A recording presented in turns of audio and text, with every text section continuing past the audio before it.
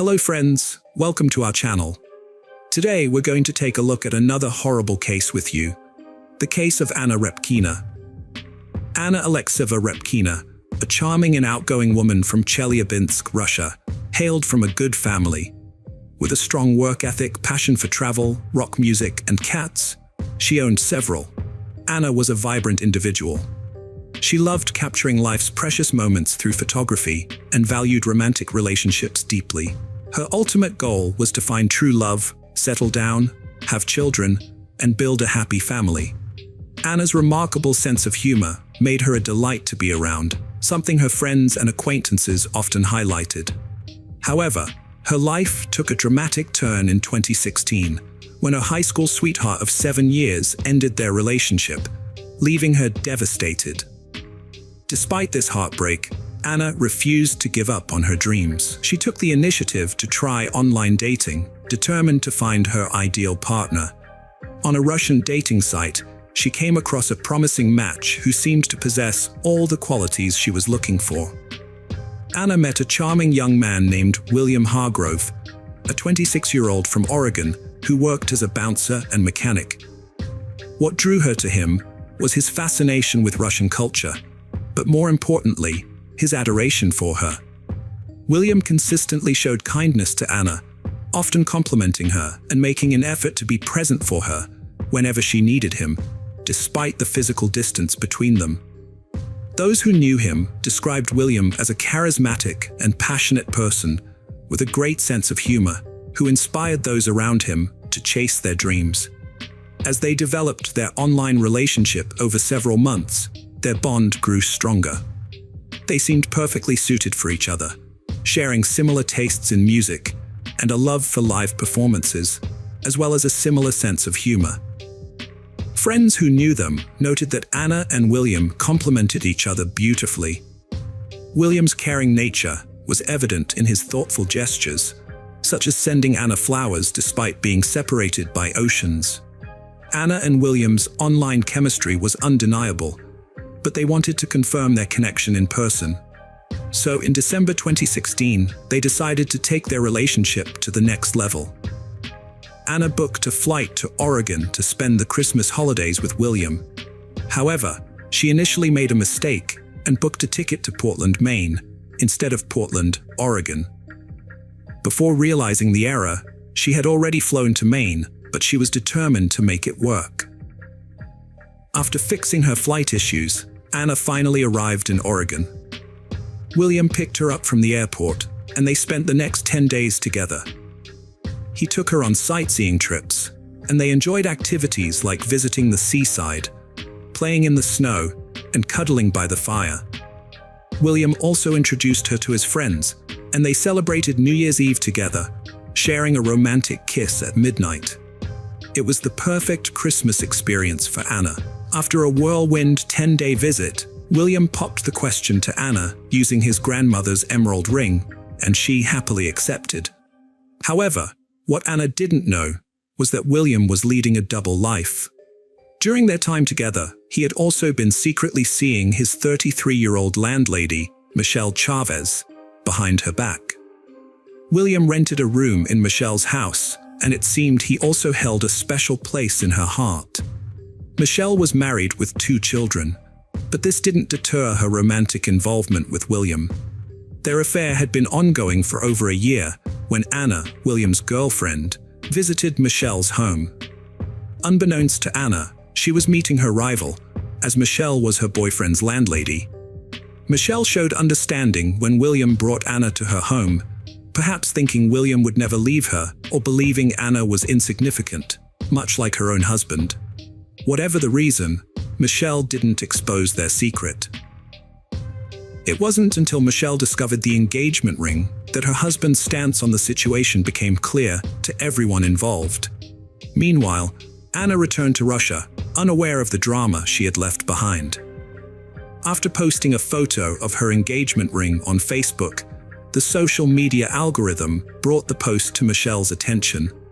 Michelle's anger wasn't solely due to William's engagement to another woman. Michelle planned to leave her husband to be with William, and, as a symbol of her commitment, took off her wedding ring and gave it to him. However, she soon discovered that the ring was identical to the engagement ring William had given to Anna. It turned out that William had given Anna Michelle's own wedding ring, which had been recycled. Michelle confronted William about this, and he tried to calm her down, insisting that Anna meant nothing to him and promising to break off their engagement on March 1, 2017. Meanwhile, Anna had packed her bags, including her wedding dress, and had quit her job, ready to start a new life with William in another part of the world. Michelle was unhappy about this development. Anna's mother, Yelena, also had reservations about her daughter's hasty decision. She was unsure about William, whom Anna barely knew, and thought she was rushing into things. Anna, however, was convinced that she was in love and saw no reason to wait.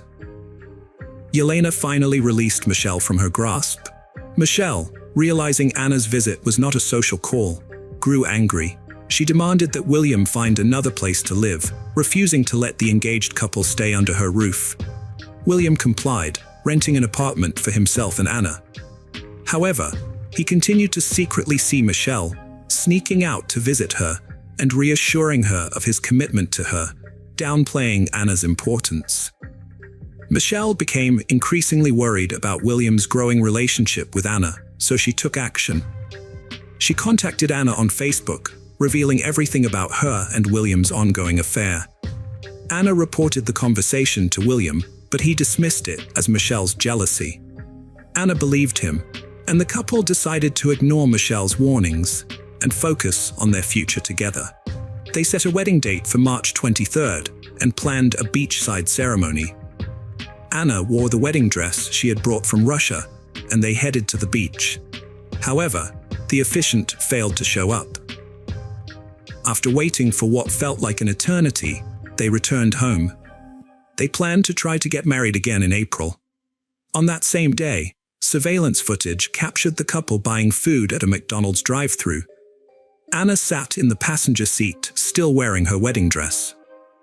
William had told her that the officiant was sick, but that was a lie. Despite claiming he didn't love Anna, William had kept her convinced that he wasn't invested in their relationship. However, Michelle had grown tired of William's manipulation. On April 15th, Michelle gave William an ultimatum: choose between her and Anna. Michelle made it clear that if Anna wasn't gone by April 20th, she would take drastic action, build a snowman, a sinister phrase meaning to kill someone, and hide their body in a snowy area where it would never be found. After issuing her threat, Michelle lost contact with William and assumed he had chosen Anna over her. She left him voicemails to express her feelings. On Sunday, April 16th, William phoned Michelle to share the news that he was single again, having just ended his tumultuous relationship with Anna, who was now headed back to Russia. Coincidentally, William had hit a deer with his car and was waiting at the Ali Martile store for repairs. He asked Michelle to meet him there. As it was Easter Sunday, Michelle was attending a family gathering, but she excused herself to join William. When she arrived, they reconnected by having an intimate moment in William's car, reaffirming their strong connection. On April 17th, Anna's body was discovered in the forest. Initially, investigators didn't know her identity, as there was no identification found with her body, and she had only been in the state for about a month. The crime scene lacked a murder weapon, but was littered with trash. However, amidst the debris, a clear plastic bag caught their attention. Inside, they found a KFC receipt, an empty Pepsi cup, and a KFC chicken paper bag. The KFC receipt turned out to be the crucial clue in solving the case. It contained a date, time, and debit card number, which led investigators to Kevin Thomas. When questioned, Kevin revealed that he was best friends with William and had been getting to know Anna. He also shared a tradition with William where they would eat lunch at KFC every Friday. The receipt, it turned out, was from a purchase made about a week before Kevin's questioning. The investigation into Anna's death led to the discovery of William's deceitful behavior. In his interview, Kevin revealed that William had borrowed his shotgun, claiming he wanted to go to the woods to clear his head. However, William never returned the weapon. The police began to suspect William and Michelle after hearing Kevin's statement. Following Anna's death, William's behavior became increasingly unusual and suspicious. He withdrew money from Anna's bank account to pay off his debts, and was caught on camera buying cigars and Star Wars Legos at various stores. William also confided in Kevin that he was spending money recklessly to cope with his emotions. Furthermore, he began researching time travel and even reached out to strangers on WhatsApp, offering to exchange his soul for the opportunity to go back in time. William wanted to travel back in time to April 16th to prevent a situation caused by his best friend's mistake. However, on that day, William was seen crying in a store employee's arms, claiming his girlfriend had just broken up with him. He had moved back in with Michelle, but was picked up by the police and questioned. The police asked William about his whereabouts on April 16th, and he said he was on a drive with Michelle. When asked about Anna, he denied having a romantic relationship with her, saying they had only gone on 2 dates, and he had ended things. According to William, their last interaction was in mid-March, when Anna, mistakenly, posted their engagement on Facebook, causing trouble with Michelle.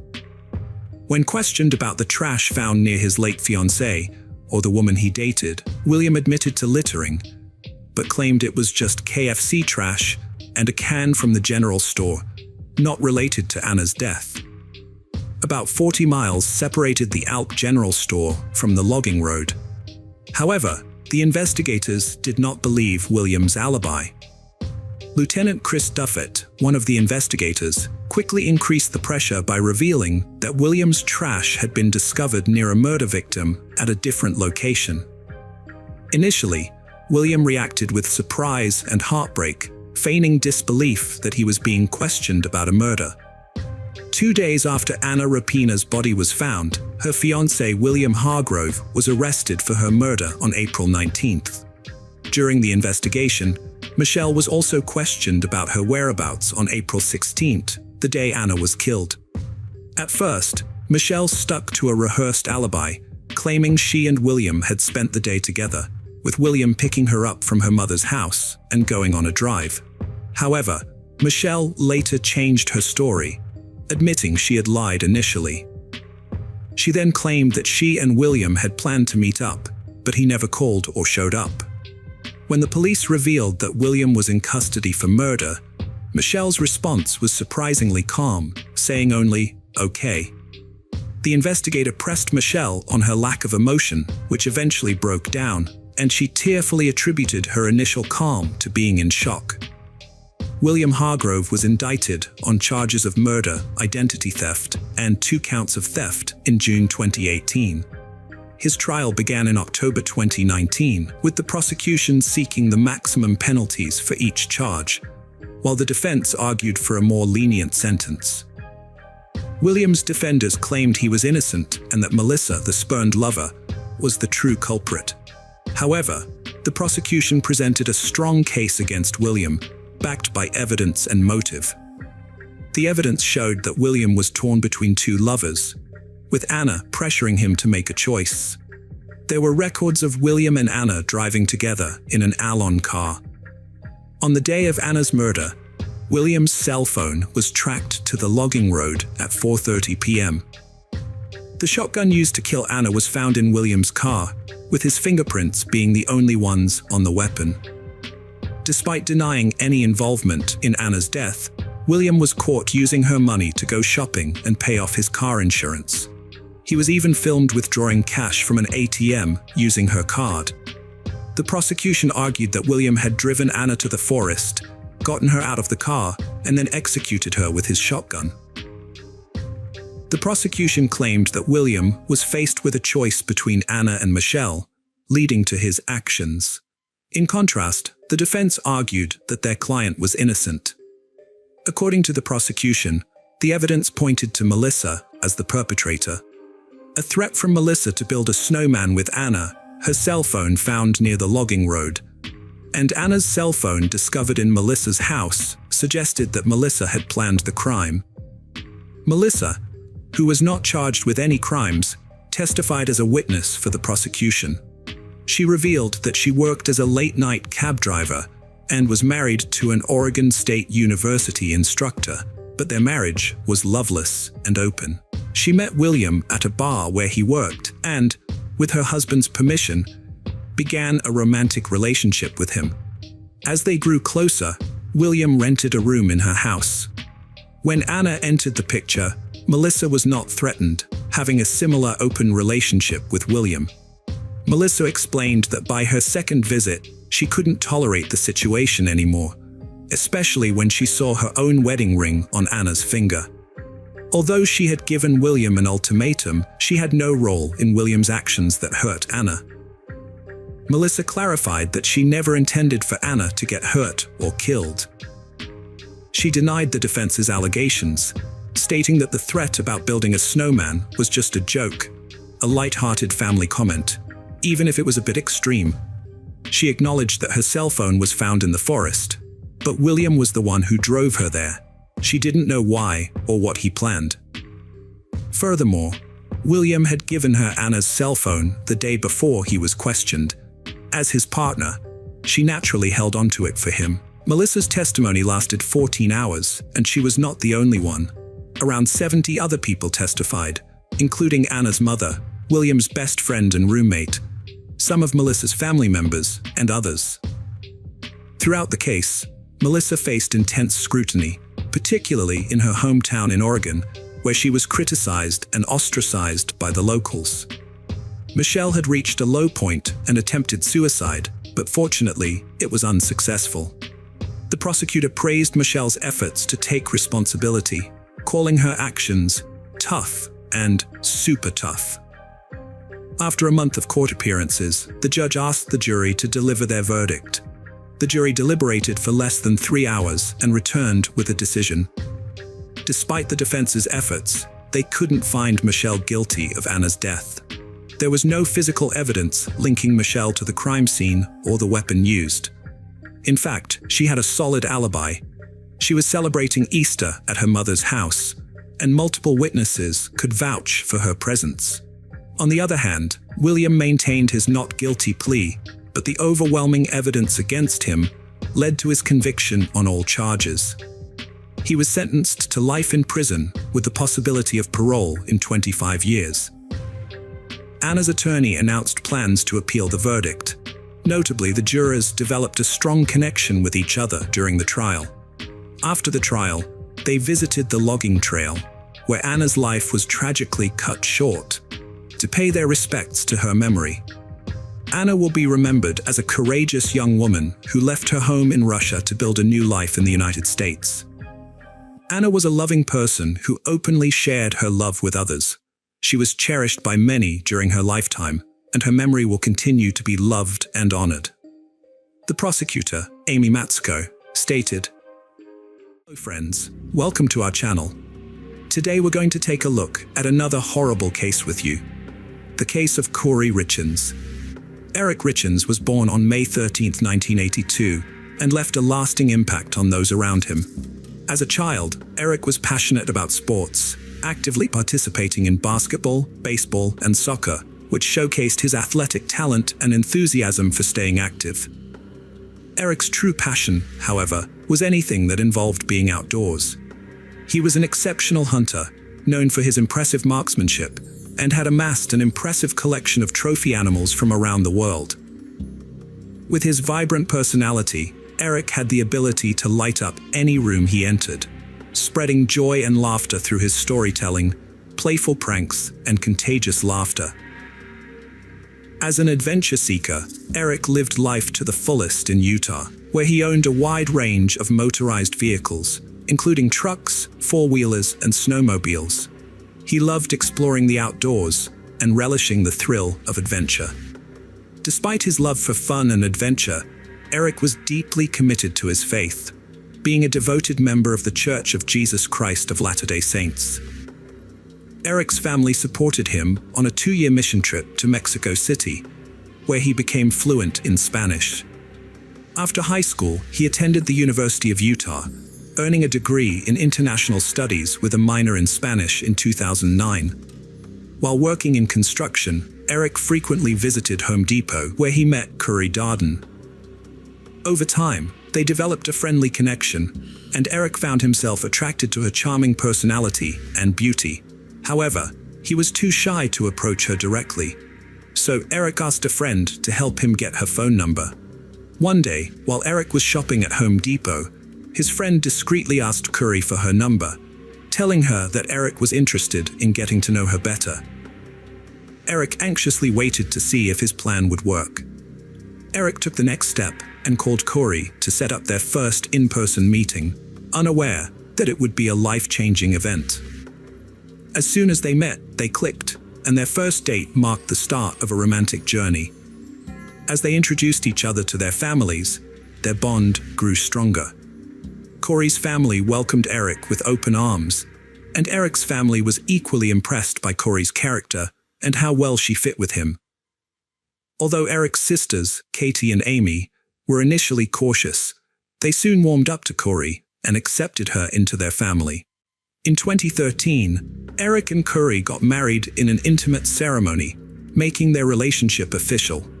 After their wedding, Curry gave birth to their first child, Carter, followed by Ashton and then Weston, completing their ideal family.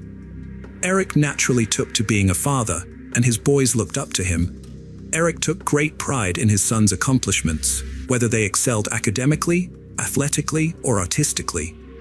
He consistently showed his support by attending their events and celebrating their successes. Later, Eric established a successful stone masonry business, which flourished due to his exceptional craftsmanship and attention to detail. Clients sought him out for his expertise in creating beautiful stonework. The business provided Eric and his family with financial security. Additionally, Curry, who worked in real estate, contributed to the family's income.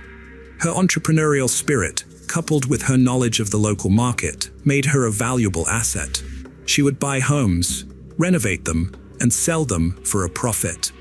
The Richins family enjoyed a wealthy lifestyle, symbolizing the epitome of success.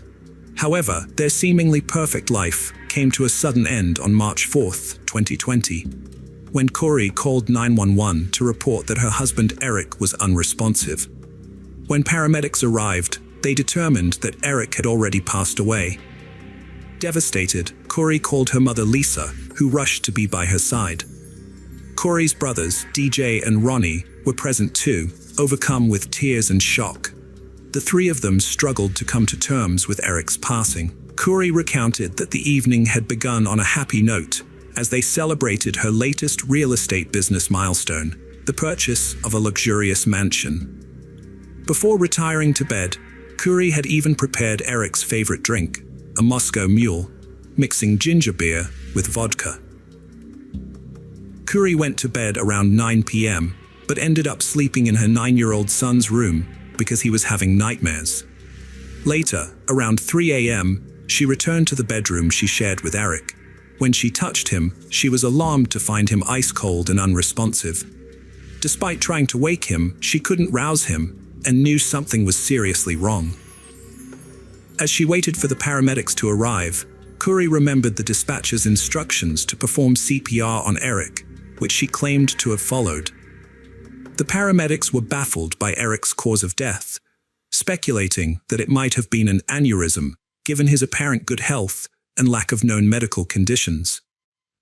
However, further investigation revealed that Eric had complained to Curry about chest pains the night before his death, which initially reinforced the aneurysm theory. But the autopsy results were shocking. Eric's cause of death was ultimately determined to be a lethal dose of fentanyl. Fentanyl is a highly potent pain medication that can be extremely dangerous and even deadly when taken in excessive amounts. After Eric's death, a critical question remained: how did this substance end up in his system? From the start, Curry and her family quickly blamed Eric's recreational drug use as the reason fentanyl was present.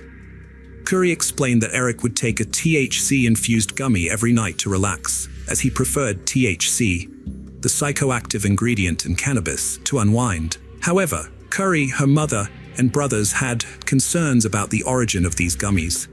suspecting that Eric didn't always buy them from trustworthy sources and instead purchased them illegally. Eric's family strongly disagreed with these claims, believing there was more to the story, and urged investigators to explore other possibilities. Despite trying to move on, Carrie faced significant challenges, according to her brother Ronnie, as the absence of their husband and father left a huge gap in their lives, leading their 3 sons to act out due to the uncertainty surrounding his death. Corrie, grieving and seeking comfort for her children, turned to a creative outlet to cope with her emotions. She wrote and self-published a children's book on Amazon titled Are You With Me?, which aimed to help kids understand and deal with the loss of a loved one. The book tells the story of a young boy struggling to come to terms with his father's death through illustrations and narrative. In the book, Corrie portrayed Eric, her late husband, as a protective angel always watching over their son. Her mother, Lisa, praised the book, saying it brought some comfort to Corrie and her grandchildren as they navigated their emotions and rebuilt their lives.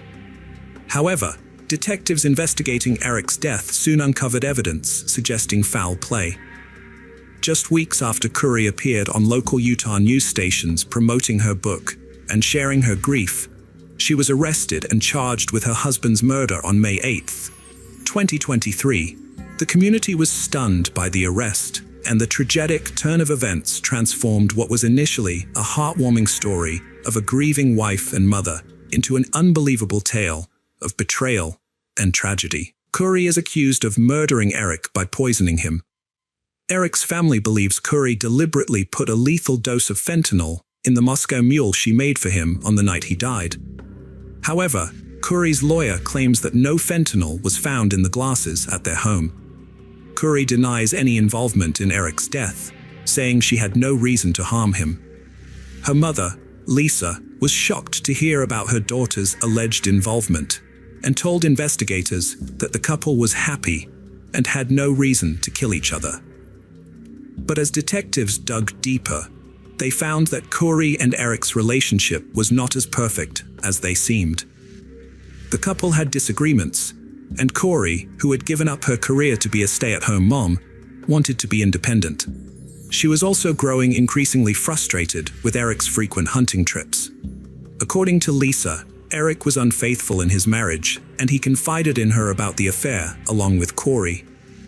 To address their marital issues, Eric and Corrie sought counseling. However, Eric's family denies that he ever cheated on her. Eric genuinely loved his sons and wanted to save the marriage. Despite his efforts, Eric was preparing for a potential divorce. He set up a secret trust with his sister Katie without revealing his intentions. The investigation uncovered that Eric had 6 life insurance policies worth $3 million. Furthermore, Corrie forged Eric's signature on an additional $100,000 policy just 2 months before his death. It was also discovered that Corrie allegedly stole money from Eric's personal accounts and misused business funds over several years. Contrary to her claims, Corrie's house-flipping business was failing, according to Eric's family representative. Corrie's company was deeply in debt, with millions of dollars owed. According to the spokesperson, Corrie urgently needed cash, and a prenuptial agreement signed before the marriage stated that she would not inherit the business assets if they were to divorce. However, if Eric were to pass away before her during their marriage, the assets would transfer to Corrie. The spokesperson's claims were disputed by Corrie's attorney, who maintained that the business was not in financial trouble. The attorney explained that the debt was a normal part of the house-flipping business, as it relied on lines of credit that would be repaid once the properties were sold. Corrie's attorney clarified that the large debt figure mentioned was simply a result of regular business transactions. Corrie's mother, Lisa, recalled that Eric had been supportive of Corrie's business ventures, particularly when they bought the mansion where they were celebrating on the night of his death. In Heber Valley, Utah, a 10-acre estate with a mansion sat vacant since its construction in 2017, despite being close to popular ski resorts and Deer Creek Reservoir. This prime location offered endless opportunities for outdoor recreation. Corey, with the help of investors, bought the mansion with plans to renovate and transform it into a recreational hub. Her goal was to sell the property at a significant profit. After consulting an accountant, Corey and Eric discovered that they could potentially make a $12 million profit from the sale of the property, a substantial return on the initial $3 million investment.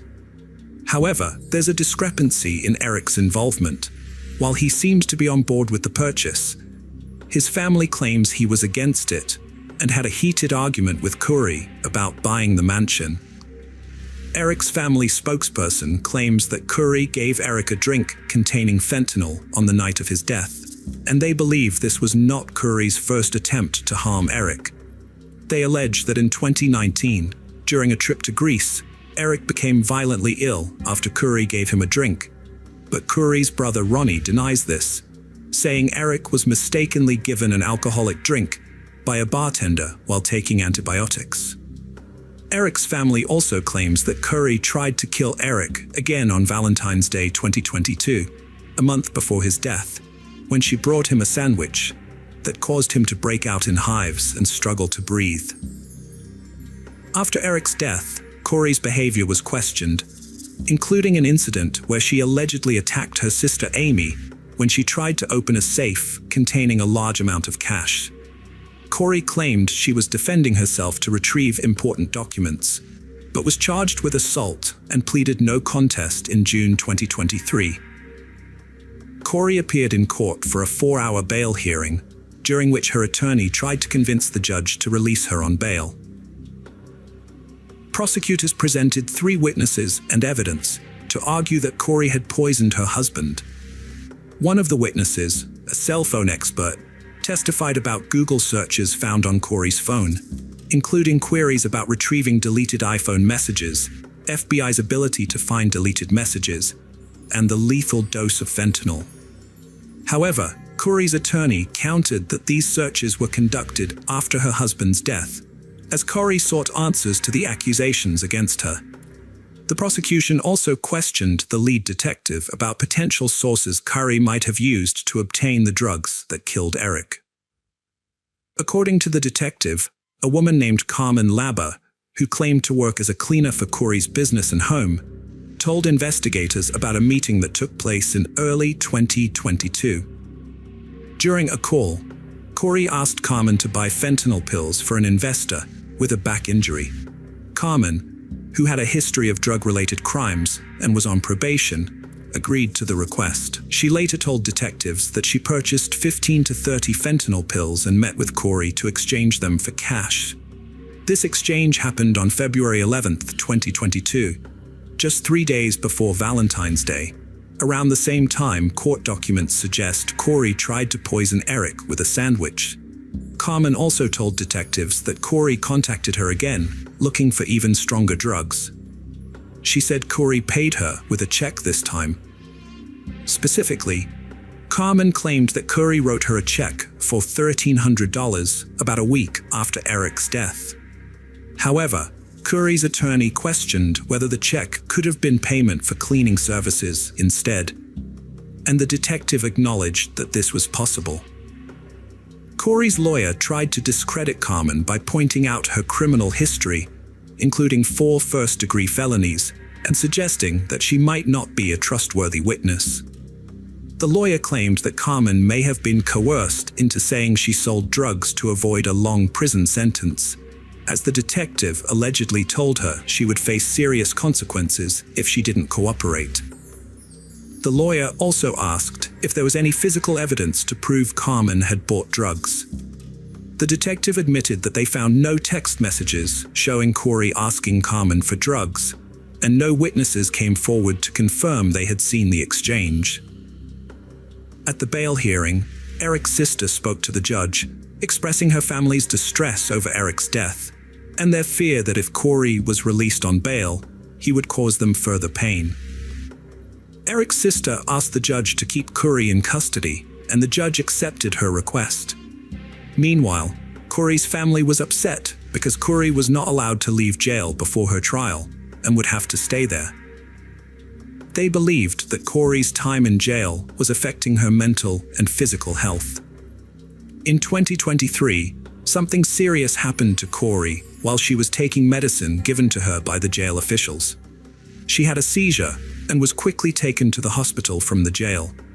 While Corey was in jail, she claimed that the officials gave her the wrong medication, which caused her to experience adverse effects. Fortunately, she recovered after being treated at a hospital.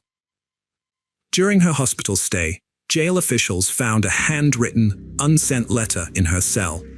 They filed it into court records, claiming it was a note from Curry to her mother. Prosecutors argued that this letter provided additional evidence of Curry's intentions and motivations.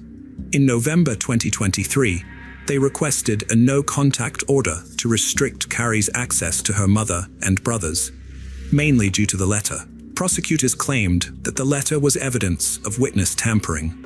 According to prosecutors, the letter instructed Corey's mother on how her brother Ronnie should testify in court. Specifically, Curry allegedly wanted Ronnie to claim that Eric had admitted to obtaining pain pills containing fentanyl from Mexico during his trip abroad. The letter also instructed Ronnie to obtain text messages from Eric discussing his drug use. Curry stressed the need to link Eric's Mexico activities to his alleged drug involvement. Despite this, she vehemently denied accusations that a letter was an attempt to tamper with witnesses, claiming it was a work of fiction she wrote as a fantasy story. The judge ruled in her favor, as the prosecution failed to prove witness tampering. Currently, Corey and Eric's family are fighting for custody of their 3 sons, who are living with one of Eric's relatives. Although Curry is in jail, she still gets to see her sons through twice-weekly video calls. While her family has not been allowed private visits with the children, they regularly attend their sports events and practices, which are open to the public. If convicted of poisoning her husband Eric with fentanyl, Corey faces a sentence of 25 years to life. Multiple civil lawsuits have been filed against Corey, all related to Eric's estate. A central issue in these cases is the custody of Eric's children. Eric's family thinks that Corey's family is motivated by a desire to control Eric's assets, as whoever gets custody of the children will also gain control of his money. Corey's trial is scheduled to start in 2025. Hello friends, welcome to our channel. Today we're going to take a look at another horrible case with you. The case of Sherry Papini. Keith and Sherry Papini first met in middle school, when Keith was in 7th grade and Sherry was in 8th. They shared their first kiss with each other. Their friendship flourished quickly, and they remained close throughout their teenage years. However, as they grew older, they drifted apart and went their separate ways. Years later, Sherry married another man in 2006, but the marriage was short-lived, lasting only 2 years. After her divorce, Sherry found herself single again. Then, by chance, she ran into Keith, and the spark between them was immediately rekindled. The time they had spent apart had given them both personal growth and maturity, and they realized how much they had missed each other. Keith and Sherry decided to give their love a second chance, and they started dating. As they spent more time together, their connection grew stronger every day. Within a year of reuniting, they knew they were meant to be together. They got married in 2009 and had 2 children, settling down in Redding, California. Sherry used to work in telecommunications, but after having children, she became a stay-at-home mom. Keith continued to work at Best Buy as a member of the Geek Squad. The Papini family seemed to have a perfect life from the outside. However, on November 2nd, 2016, Keith's world was turned upside down when he came home to find his wife, Sherry, missing. It was unusual for her not to be there, as she was always home when he returned from work. At first, Keith thought she might have gone for a walk, but as time passed and she didn't come back, he grew increasingly worried. Keith called the daycare center their children attended to see if Sherry had picked them up, but the school secretary told him she hadn't. This heightened Keith's concern, and he decided to use the Find My iPhone app on his phone to track her location. The app showed that her phone was at the end of their driveway. Alarmed, Keith rushed outside to search the area and found Sherry's phone lying on the ground, with her headphones nearby. When Keith found Sherry's phone and headphones at the end of the driveway, he made a disturbing discovery. There were strands of hair entangled in the headphones. He immediately contacted the authorities at the Shasta County Sheriff's Office, who took Sherry's disappearance seriously and brought in the FBI right from the start. Keith was desperate to find Sherry and get her back safely. To do this, he knew it was crucial to get her name and face out to the public. So he spoke to the media, hoping to generate support and assistance in finding her. The media played a huge role in spreading the story of Sherry's disappearance, and her beauty, blonde hair, and blue eyes made her case especially captivating to the public. As a result, news channels eagerly covered every detail of the story. After Sherry went missing and it became public, the police received many tips, but none of them led to finding her. As they continued to investigate, they looked at Sherry's phone for clues. They found a heated text conversation between Sherry and her husband Keith from a few months earlier, which made the police suspicious of Keith's possible involvement. Despite this, Keith was cooperative and offered to take a lie detector test to clear his name. He passed the test. In addition to the argument with Keith, the police found texts on Sherry's phone from men using fake female names. It seemed like Sherry was planning to leave Keith. On November 10, 2016, the police tracked down one of these men and questioned him about Sherry's disappearance. The man claimed to have met Sherry 5 years prior at a restaurant during a work conference she was attending. Although he said he didn't know her current whereabouts, he shared some information about her relationship with her husband Keith. According to the man, Sherry did not respect Keith and was even fearful of him. He alleged that Keith was violent and abusive, often locking Sherry up in their home. After a tip from a man who knew Sherry, claiming that her husband Keith was abusive, the police launched an investigation. However, after speaking with friends and neighbors, they found no evidence to support the claims of Keith's violence. Several days into Sherry's disappearance, on November 24, 2016, the police received a call at 4:32 a.m. on Thanksgiving morning. The caller reported a woman in distress on the side of I-5. The police rushed to the scene and found a woman bound with chains and zip ties. It took a moment for the officers to realize Sherry Papini, who had been missing for days.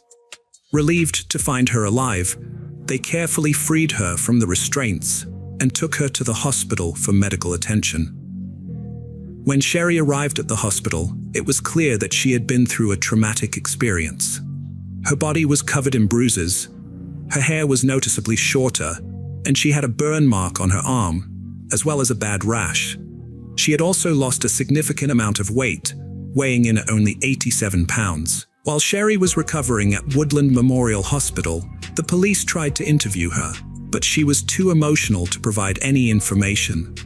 The only condition under which she would cooperate was if her husband Keith was present in the room. With Keith by her side, Sherry recounted the terrifying incident. She said she was out jogging when a dark-colored SUV, driven by two women, approached her. She got out of the vehicle, pointed a gun at her, while Sherry Papini stayed in the car. Sherry was forced into the back of the SUV against her will. Before getting into the vehicle, Sherry had the presence of mind to leave behind her phone and headphones on the driveway, along with some strands of her hair. She did this intentionally, hoping that Keith would find them and realize something was wrong. Sherry shared the details of her abduction with the police and her husband Keith. During the journey, she kept dozing off in the back of the SUV, making it difficult for her to keep track of time. The two women had wrapped something around her face, preventing her from seeing her surroundings. They told her that she was being kidnapped because a man wanted to buy her and she was being taken to meet him. However, they refused to reveal the man's identity or location. Sherry was terrified and worried about her fate, unsure of where she was being taken or what would happen to her during her captivity. She also claimed to have been physically abused by one of the women, who frequently hit her, leaving her with multiple injuries. Sherry claimed that her captors branded her right shoulder with the word Exodus to attract a buyer, who was allegedly a police officer. She also said that her captors constantly played mariachi music, which she found disorienting and unsettling. This music added to the oppressive atmosphere of her captivity, making her feel more isolated. Sherry was held in a single room with a boarded-up window. She was chained in a closet that served as a bathroom with a bucket for sanitation purposes. About 3 weeks into her captivity, Sherry heard a gunshot. After that, she had been with her disappeared, leaving Sherry to wonder if she had been killed. Sherry Papini, who had been quiet until now, took control of the situation. She instructed Sherry to get into a car, and they drove along I-5. Without warning, the car stopped, leaving Sherry startled and disoriented. She looked around, trying to understand what was happening. The younger woman then told Sherry to get out of the car. Confused and unsure, Sherry cautiously did as she was told. As Sherry exited the car, she felt a mix of fear and excitement. Was this her chance to escape? Or was she being led into an even more dangerous situation? She was left with more questions than answers, feeling uncertain and scared. After being found safe on the side of I-5, the Shasta County Sheriff's Office held a press conference to announce Sherry's return. During the conference, the police reported that Sherry had been abducted by 2 Hispanic women, which sparked widespread concern among the public. However, this news brought unintended consequences. Following the press conference, a wave of racism erupted, targeting individuals of Spanish descent. The reporting of Sherry's abduction had fueled public fear and anxiety, leading some to unfairly blame individuals associated with the Hispanic community.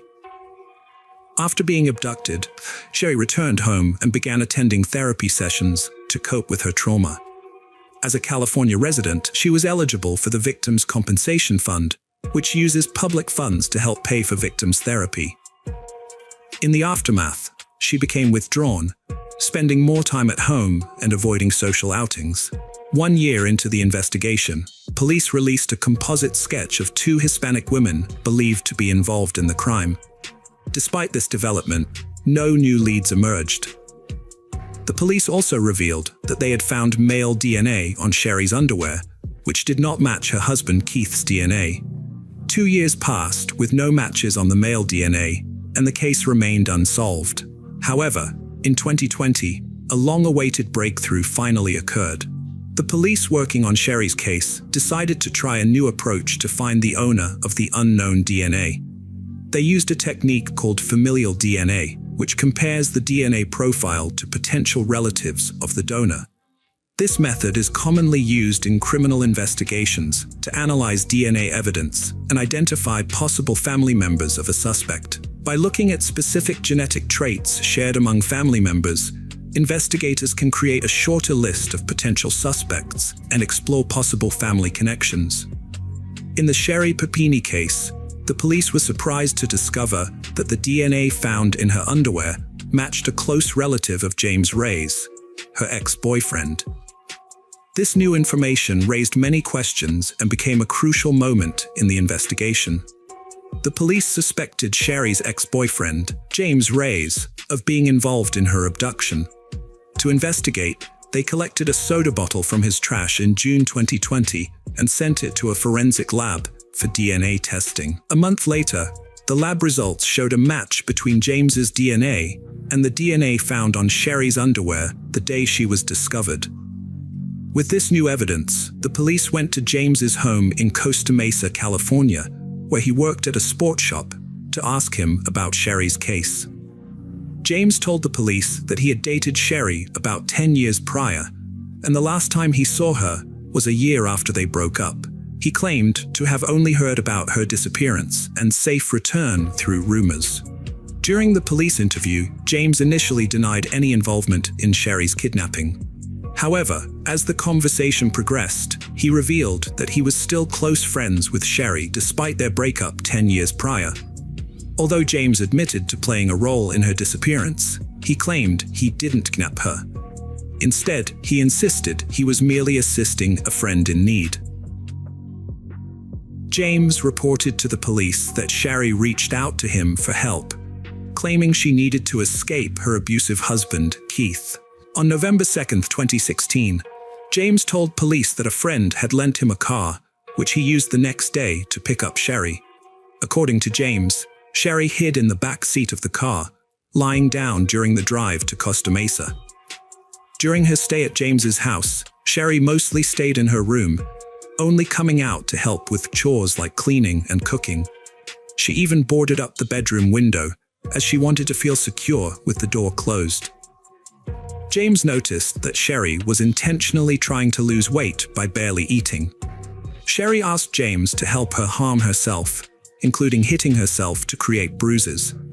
James was uncomfortable with this request, but he still agreed to help her, even going so far as to shoot a hockey puck off her knee at her request. Despite his reservations, James participated in these harmful activities with Sherry. James confessed to branding Sherry with the word Exodus on her right shoulder using a wood-burning tool they had bought from Hobby Lobby. Before Sherry left his house, she asked James to get chains and zip ties, which he used to bind her securely before driving her to Redding, California. During the drive, Sherry told James to stop the car, which he did, and she escaped. When questioned by the police, James denied knowing anything about the two Hispanic women Sherry claimed had abducted her. However, when the police searched James's house, they were shocked to find that several rooms matched the descriptions Sherry had given of the place where she was held captive. Specifically, James' bedroom and closet exactly matched a drawing Sherry had made for the police, detailing the layout of the rooms she had been confined to. The police discovered a striking similarity between a table at James's house and the one Sherry described in her initial interviews. They decided to bring Sherry and Keith in for another interview at the police station. The police had accumulated substantial evidence that led them to believe Sherry had faked her own abduction. They intended to confront her with their findings during the interview. Before revealing the truth, they asked Sherry if she wanted Keith to leave the room. Sherry remained silent. The police then decided to leave the couple alone for a few minutes. During this time, Sherry approached Keith and confessed that she didn't want the police to find the Hispanic woman who had supposedly abducted her. She felt indebted to this woman for sparing her life. Sherry refused to press charges against the woman who attacked her. Keith listened to her reasons, but he was skeptical and worried. Sherry's explanation didn't make sense to him, and he was starting to get scared. He pointed out that even if Sherry didn't want to press charges, the attacker would still face consequences for her actions. The police re-entered the interview room with an update. They had found a familial DNA match for the male DNA on Sherry's clothing, and it led them to James Reyes, Sherry's ex-boyfriend. When Keith heard the name, he had a visceral reaction. He knew James as Sherry's ex. The police told Sherry and Keith that James Reyes, Sherry's ex-boyfriend, had passed a lie detector test. They suspected that Sherry had faked her own kidnapping and claimed to have evidence to support James's version of events. The police told Sherry that they believed her significant weight loss during her disappearance was intentional, as she had chosen to eat very little. They also suggested that the rash on her arm was caused by the cleaning products she had used at James's house. Furthermore, the police alleged that James had used a wooden tool bought from Hobby Lobby to brand Sherry. They also claimed that Sherry's broken nose was self-inflicted, caused by hitting herself with a hockey stick. Despite the mounting evidence against her, Sherry remained calm and pretended not to understand what the police were talking about. Sherry Papini claimed to have not seen her ex-boyfriend James in years, stating she last saw him at his brother's funeral in Southern California.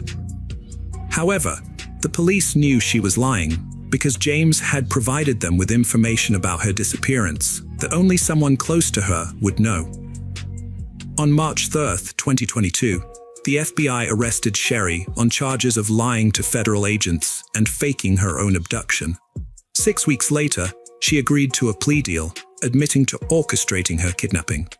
Sherry's lawyers requested a sentence of 1 month in prison, followed by 7 months of house arrest. However, the prosecution recommended an 18-month sentence. In September 2022, the judge sentenced Sherry to 18 months in prison and ordered her to pay a $300,000 fine. The judge doubted that Sherry would ever be able to pay the fine, saying it would take winning the lottery.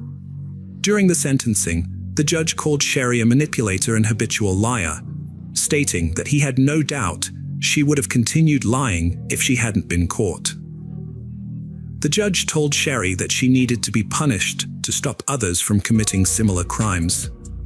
Sherry had taken advantage of many resources, including money meant for victims, Social Security disability payments, and a GoFundMe account set up after her fake kidnapping. The judge wanted to deter others from committing similar crimes by punishing Sherry. She spoke at her sentencing hearing, expressing regret and apologizing to those who had suffered because of her actions. Sherry acknowledged her guilt, saying she was responsible for lying and bringing shame to herself and those around her. In August 2023, Sherry was released from prison and moved to a halfway house. Sherry and her husband Keith separated on the day of her arrest in March 2022. After Sherry pleaded guilty, Keith filed for divorce the next month and sought full custody of their children. Welcome to our channel. Today we're going to take a look at another horrible case with you. The case of Adrienne Jones. Adrienne Jessica Jones was a bright light in Mansfield in 1995. As a 16-year-old junior at Mansfield High School, she captivated everyone with her beauty, exceptional qualities, and impressive achievements. Adrienne was an outstanding student, consistently excelling in advanced honors courses and demonstrating a strong work ethic. She spent at least 2 hours each night studying to ensure her success, which earned her high grades.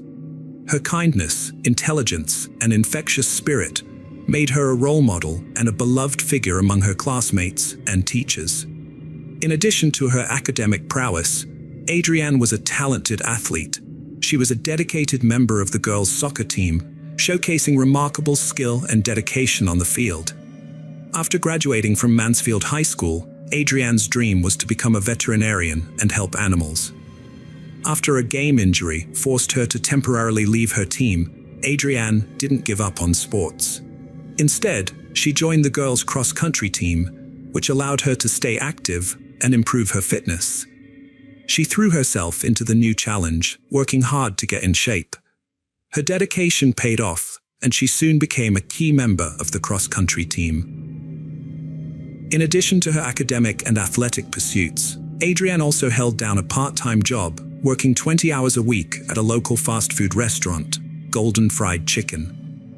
Despite her busy schedule, Adrienne enjoyed being the center of attention, particularly from teenage boys in Mansfield. Her friends would even describe her as a bit of a flirt. She took great care in her appearance, spending at least 2 hours each day on her makeup to ensure she looked perfect. Adrienne, like many teenagers, often tested the limits set by her parents. Despite her good nature, her parents were particularly protective of her due to the changing environment in Mansfield, where crime was on the rise. They implemented a strict 9 p.m. curfew on weekends to ensure her safety, requiring her to provide proof of her activities, such as ticket stubs, if she wanted to stay out later. To prevent her from sneaking out, her father also nailed her bedroom window shut.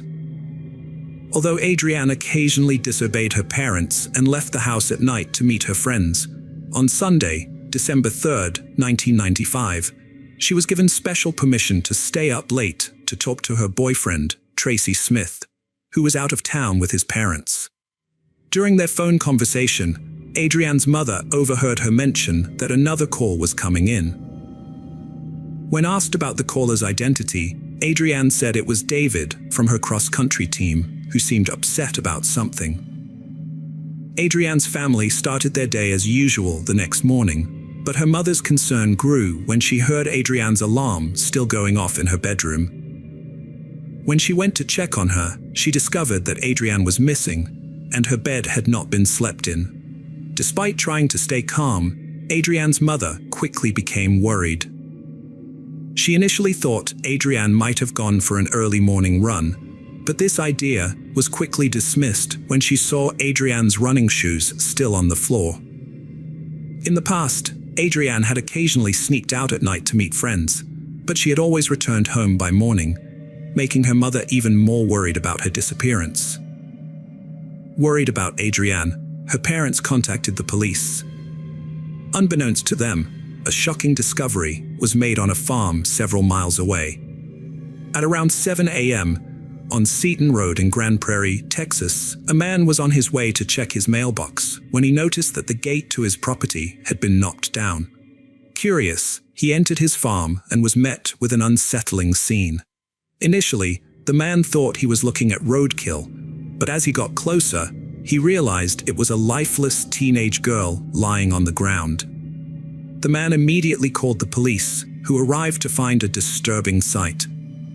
The teenager had been shot execution style, with 2 bullet wounds on her left cheek and forehead.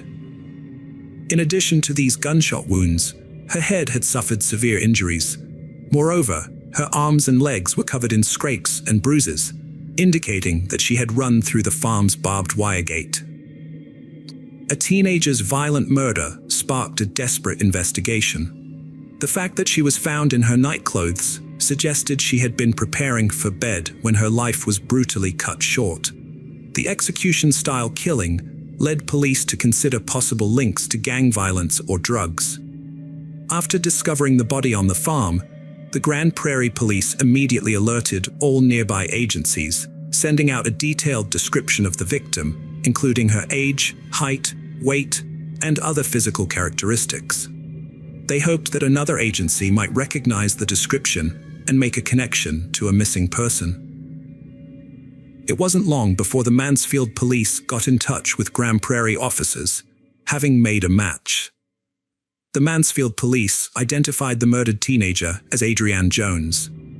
With the victim identified, the police had the heartbreaking task of informing Adrienne's parents about her tragic death. When they broke the news to her mother, she was overcome with grief. In the small town of Mansfield, news of Adrienne's murder spread quickly through her high school, leaving her classmates and friends devastated. Classes were interrupted as the news traveled through the halls, and students tearfully consoled one another. The town was on high alert following the discovery of Adrienne's body in a field, with rumors and theories circulating about her death. One theory was that Adrienne was involved in drugs, while others suspected a serial killer might be living among them.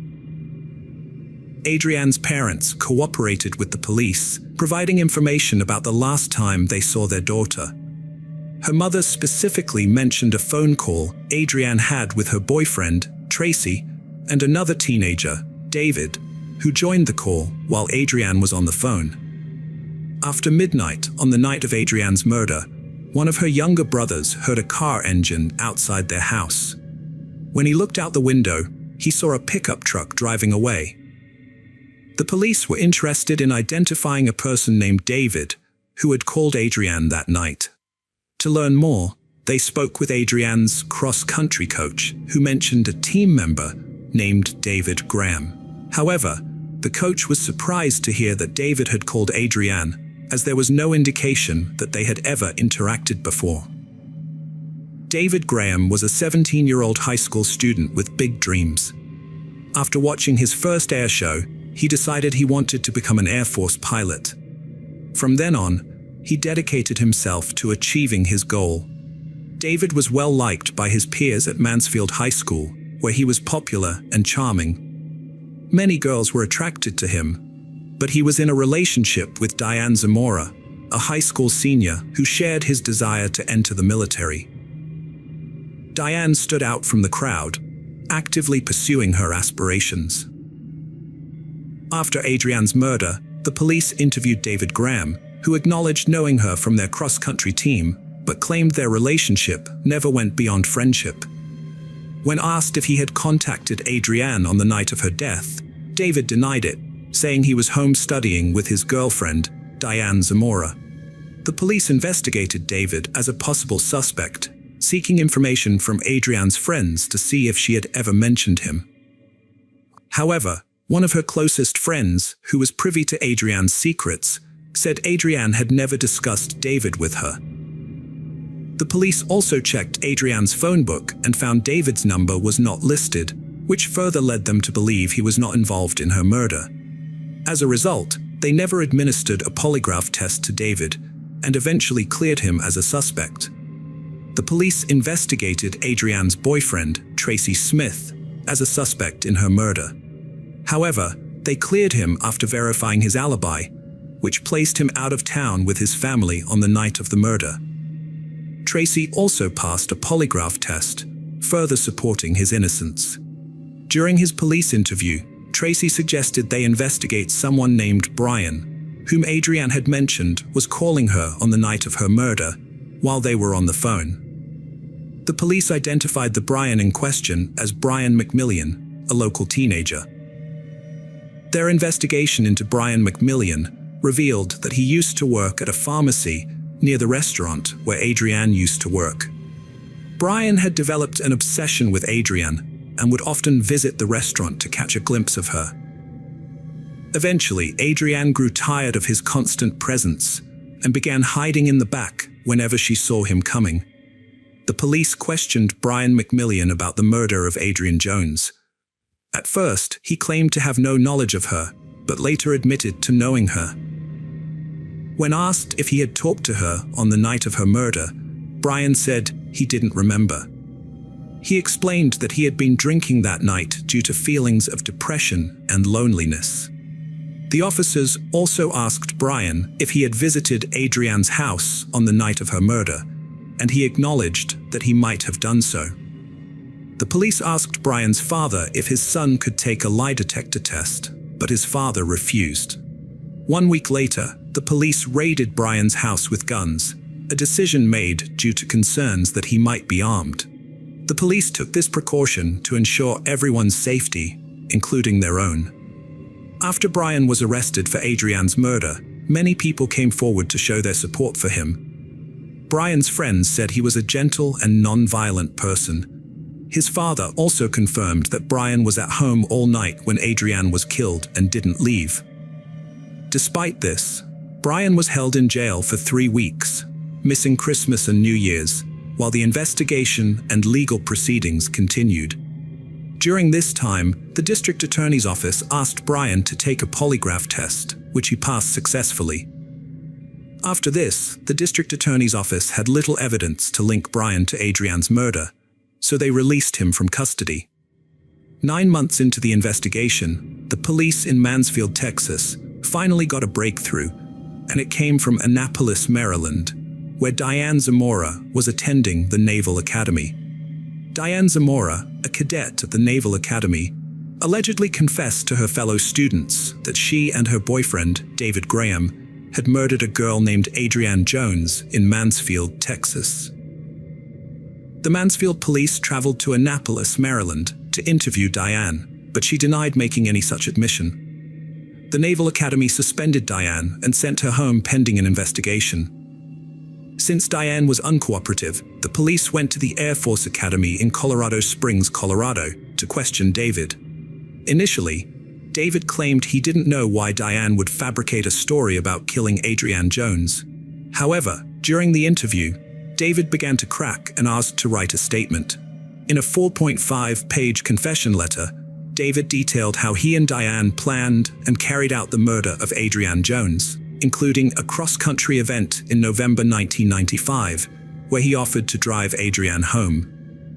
During the ride, David and Adrienne parked in an elementary school parking lot and had sex.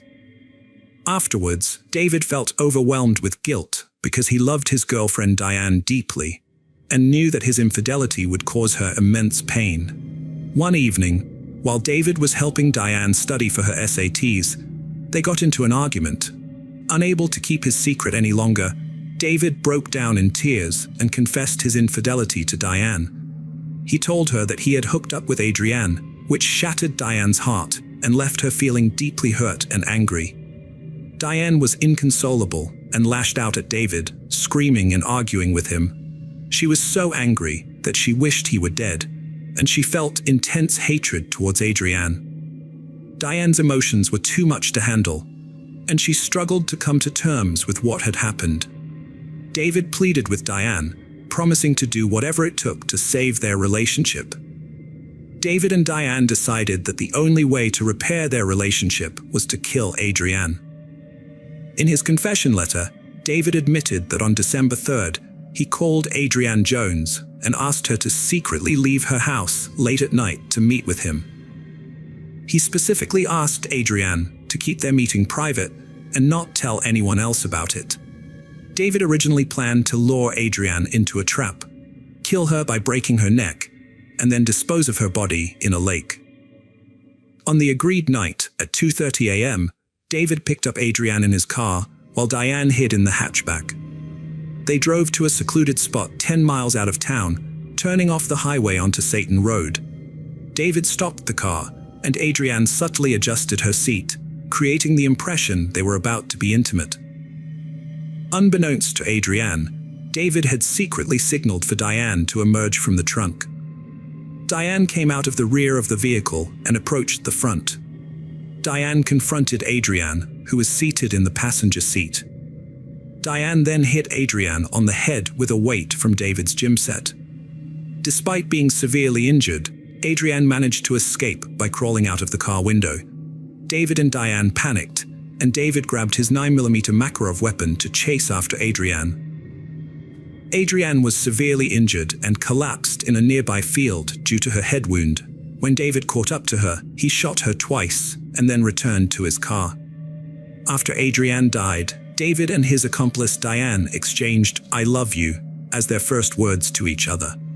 The police later questioned Diane, who had a statement prepared to confess her involvement. David and Diane were arrested and charged with capital murder. Although they initially confessed, they later retracted their statements, with David claiming Diane acted alone and Diane alleging David committed the crime by himself. In 1998, Adrienne's mother requested that the death penalty be removed as a possible sentence for David and Diane. Diane's trial began in February 1998. Multiple witnesses testified that Diane showed no remorse for killing Adrienne. The jury found Diane guilty of capital murder, resulting in an automatic life imprisonment sentence, with the possibility of parole in 40 years. David Graham was convicted of murdering Adrienne Jones and received a life sentence, with the possibility of parole in 40 years. Hello friends, welcome to our channel. Today we're going to take a look at another horrible case with you. The case of Rebecca Bliefnick.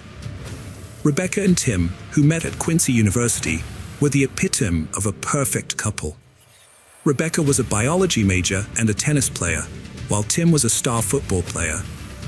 2 years after graduating, the practical couple decided to tie the knot. Instead of splurging on an engagement ring and a lavish honeymoon, they chose to save their money. Although Rebecca had a genuine interest in medicine and had dreamed of becoming a doctor, she decided to pursue motherhood instead. Her dream came true when she and Tim had 3 sons. Tim was known for his charisma and ability to entertain. In 2008, he auditioned for American Gladiators, making it to the final round. Years later, in 2019, he received an invitation from the producers of Family Feud to participate in the show with his family. Rebecca's nursing school commitments prevented her from joining Tim on the TV show Family Feud. Undeterred, Tim assembled a team of family members, including his parents and brothers. The show's format features 2 teams competing to guess the most popular responses to survey questions from 100 people. Despite being unprepared, Tim's team performed well, earning points and ranking second on the scoreboard. They went on to participate in 3 episodes, winning a total of $20,000, which was divided equally among the family members. However, Tim did not share any of the winnings with his wife Rebecca. This decision highlights the strain on Tim and Rebecca's marriage, which began when Rebecca pursued a nursing career against Tim's wishes. Tim had expressed concerns about Rebecca's well-being and ability to manage stress, but Rebecca's friends believed Tim was opposed to her independence and autonomy. Rebecca's friends noticed that she was becoming increasingly unhappy in her marriage over time. At first, her marriage to Tim was relatively happy for about 5 years, but then Tim started to become more controlling and manipulative. Despite Rebecca's hard work in her nursing studies and job, Tim didn't pull his weight at home, leaving Rebecca to handle most of the responsibilities. Rebecca realized that their marriage was struggling and wanted to fix it, so she suggested that they go to marriage counseling together. She believed that counseling could help them find solutions and improve their relationship. However, Tim refused to go, despite Rebecca's efforts to save their marriage. In January 2021, after 11 years of marriage, Tim suddenly filed for divorce, which caught Rebecca off guard. She had been committed to working through their issues, but Tim had already made up his mind. He moved out of their family home and into a new house across town, leaving Rebecca to pick up the pieces. Tim and Rebecca's divorce was extremely contentious. They were unable to agree on anything, and their communication broke down completely. The couple disputed several issues, including who would get custody of the children, how they would divide their property, and how much alimony one would pay the other. Things escalated to the point where Tim felt threatened and applied for a court order to protect himself from Rebecca, alleging that she was stalking and harassing him. Rebecca had a different view of the situation, accusing Tim of harassment. She shared her concerns with friends through text messages, describing incidents where Tim yelled at her, pushed her in front of their sons, and threw things. Rebecca feared Tim might do something drastic to take her children away, which alarmed her sister, who knew Rebecca's fears were valid and that she needed help to protect herself. Rebecca then filed for an order of protection against Tim, claiming he entered her home without permission and lied about their interactions. However, the judge denied both Rebecca and Tim's requests, instead ordering them to stay away from each other's homes, except during child custody exchanges. In February 2023, Tim told the police he wouldn't return a gun, calling Rebecca a derogatory name. At the time, Rebecca and Tim's 3 sons, aged 12, 10, and 5, were staying with Tim at his home, just a mile from Rebecca's residence. Their divorce was set to be finalized in just 1 week. Tim contacted Rebecca's father the next day, worried because he couldn't reach Rebecca, and she had failed to pick up the boys from school as planned. Given Rebecca's dedication as a mother, her father suspected something was seriously wrong. Concerned for Rebecca's safety, her father rushed to her house. When he arrived, he entered the house, calling out to Rebecca, but received no response. He went upstairs to her bedroom, where he found a disturbing scene. Rebecca lay on her back, covered in blood and gunshot wounds. After Rebecca's father discovered her body in the bathroom, detectives and forensic experts arrived at the house. They began by carefully examining the outside of the property, searching for clues. Their investigation revealed that the suspect had probably entered the house by forcing open an upstairs window in one of the children's bedrooms.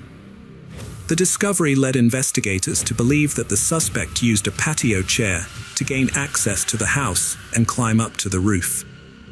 By retracing the suspect's likely path, they went to Rebecca's bedroom, where they found the door had been violently kicked in or broken. The state of the door suggested to investigators that the suspect had forcibly entered the room, probably in search of Rebecca. Evidence indicated that Rebecca had tried to barricade herself in the bathroom, but the suspect had pursued her and caught up. Ultimately, the suspect shot Rebecca inside the bathroom. During their search of the bathroom where Rebecca's body was found, investigators stumbled upon her cell phone. Upon examining Rebecca's phone, investigators found a 911 call dialed at 1:11 a.m. This led them to form a theory about the events of that night. They believe that as the suspect chased Rebekah through the house, she tried to call for help, but accidentally dialed a wrong number before she could try calling 911 again. The misdialed call at 1:11 a.m. suggested to investigators that the suspect had knocked the phone out of Rebekah's hand. They believed Rebekah was likely killed around this time. However, when police questioned Rebekah's neighbors, none of them remembered hearing any noise around 1:11 a.m., which raised suspicions among the investigators. A thorough search of Rebekah's house revealed that her murder was not a botched burglary, as nothing was stolen. Despite this, the perpetrator left behind significant evidence. One notable discovery was a partial shoe print found near the point where the suspect entered the house. The shoe print discovered at the crime scene could be crucial in identifying the type of shoe worn by the suspect, including its make and model, as well as providing details about the size and shape of their feet. The presence of 8 9mm shell casings and small pieces of shredded plastic near Rebekah's body also provide significant leads for the investigators. Despite collecting these key pieces of evidence, the investigators were unsure how to interpret their findings. To gain more insight, they decided to send the evidence to forensic laboratories for further analysis. Specifically, they wanted to determine if any of Rebekah's personal belongings matched the evidence found at the crime scene. The investigation began when Rebekah's father found her lifeless body in the bathroom of her home. Upon arriving at the scene, investigators carefully examined the exterior of the house, leading them to identify how the perpetrator gained entry by prying open an upstairs window in one of the children's bedrooms. Here's what likely happened. The suspect used a patio chair to climb up to the roof and entered the house. The investigators retraced the suspect's steps and found that the bedroom door had been violently kicked in or broken, suggesting the suspect had forced their way in, probably looking for Rebekah. It seems Rebekah tried to barricade herself in the bathroom, but the suspect caught up with her. Unfortunately, the suspect shot and killed Rebekah in the bathroom.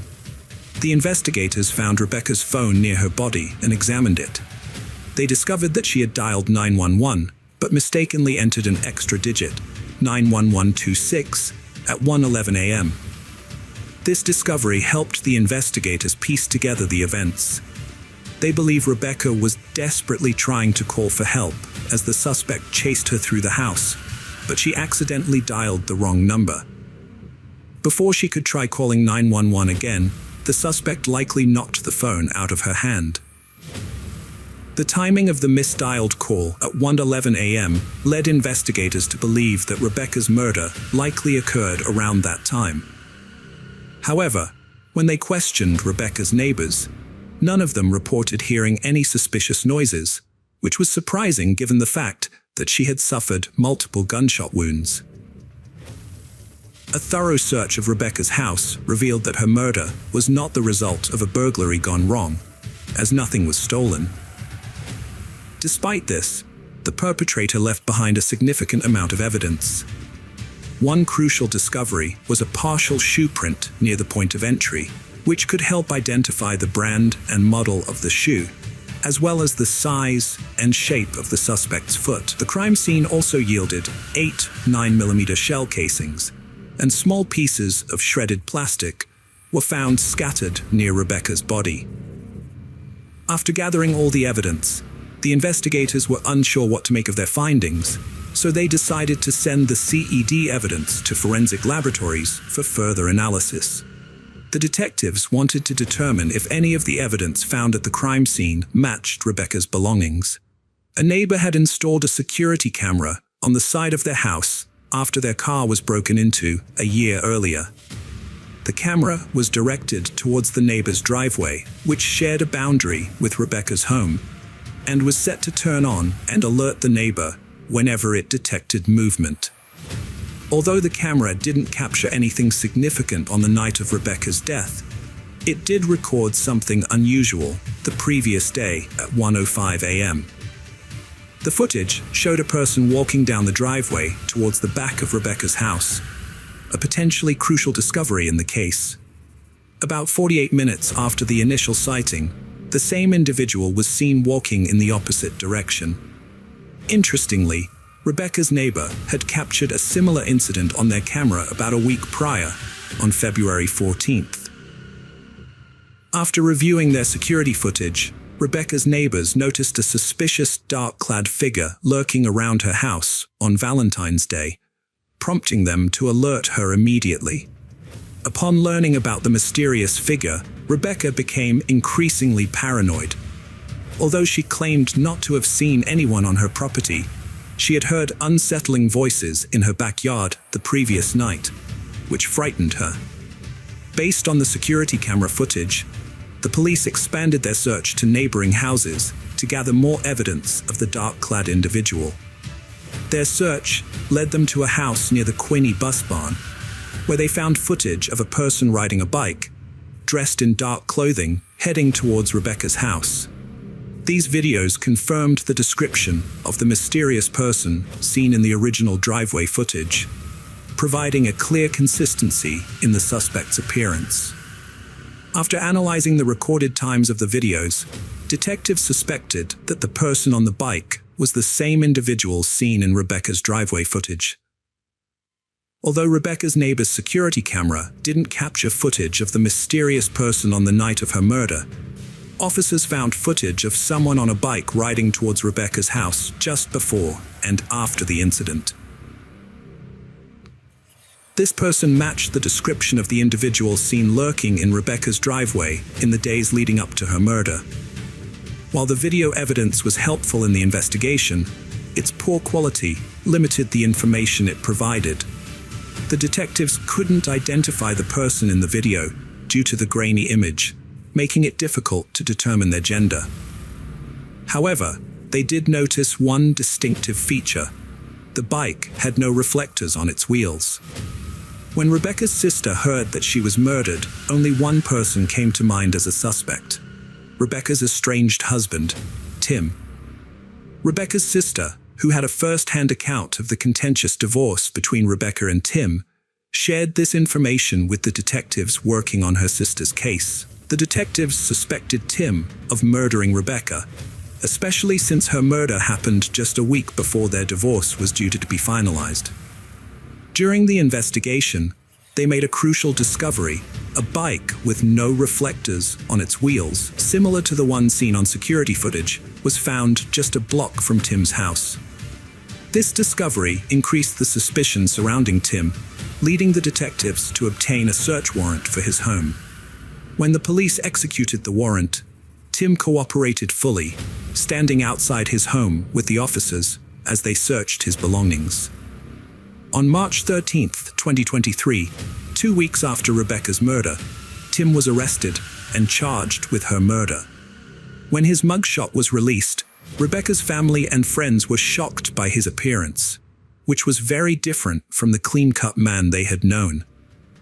Tim's friends and family were shocked by his disheveled appearance, which they attributed to the emotional toll of his recent divorce. His once neat and tidy hair was now unkempt, and his clothes were messy.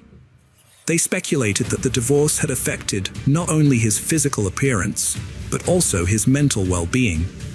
However, Tim had a surprising explanation for his changed look. He revealed that he was growing his hair out to support a charity campaign for cancer research.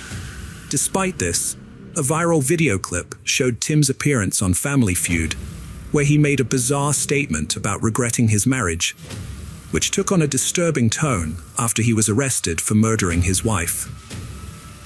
Many people believed that Tim's comment on Family Feud was a strange and unsettling prediction of what would eventually happen. They thought it showed that he had hidden feelings about his wife and was a sign that something bad was happening in their relationship. When the police looked into Tim's phone, they found that he had made a fake Facebook account under the name John Smith. During their investigation, they discovered that Tim had been searching for a specific type of bicycle on Facebook, a blue Schwinn bike with no reflectors on the wheels. This was an important discovery because it matched the description of a bike that was found abandoned just 1 block away from Tim's house.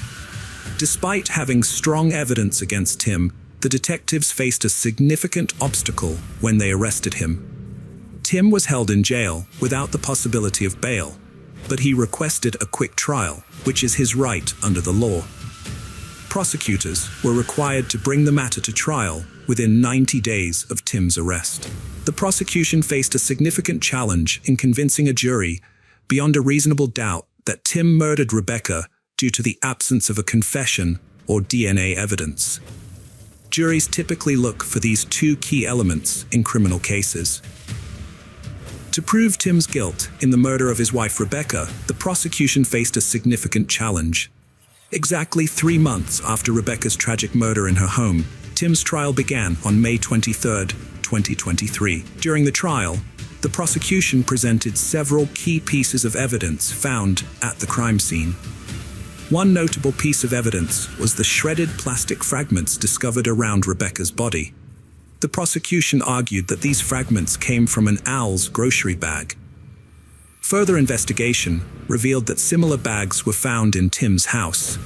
The prosecution alleged that Tim used these bags as a makeshift silencer when he shot his estranged wife multiple times. They claimed that the bags were used to muffle the sound of the gunfire, preventing it from being heard by others. The prosecution also presented DNA evidence, suggesting that Tim left behind DNA while using the Aldi bags. An expert testified that it was highly likely Tim contributed to the DNA found, and that his DNA could not be ruled out as a match for the DNA found under Rebekah's fingernails. The prosecution presented evidence suggesting that a crowbar found in Tim's basement might have been used to force open the window at the victim's house on the night of the murder. Although an expert testified that there were microscopic similarities between the crowbar and the window's pry mark, she couldn't conclusively say that the crowbar was involved. To build a stronger case, the prosecution presented records of several searches made on Tim's phone, including how to open my door with a crowbar, how to make a homemade pistol silencer, how to clean gunpowder off your hands, and average police response time in Quinny. The prosecution's expert witness testified that she compared the shell casings found at the crime scene to those found at Tim's house during the investigation. Her analysis revealed that 27 of the casings from Tim's home were fired from the same 9mm weapon used to kill Rebekah. When investigators searched Tim's house, they didn't find Rebekah's 9mm gun, which he had refused to return to her. Tim claimed he hadn't seen the gun in months before Rebekah's murder. During the trial, the defense had the opportunity to call witnesses, but chose not to. After the 6-day trial, the jury took 4 hours to reach a guilty verdict, and Tim was sentenced to life in prison without parole. Despite claiming innocence and planning to appeal, Tim is behind bars, and Rebekah's family believes justice has been served. During the sentencing hearing, Rebekah's family read impact statements. One of her sisters addressed Tim, telling him how his actions affected his son's well-being. She stressed that his choices were causing his sons to suffer. Rebekah's sister vowed to keep her memory alive for her 3 sons, even after her passing. Hello friends, welcome to our channel. Today we're going to take a look at another horrible case with you. The case of Dalia DiPolito.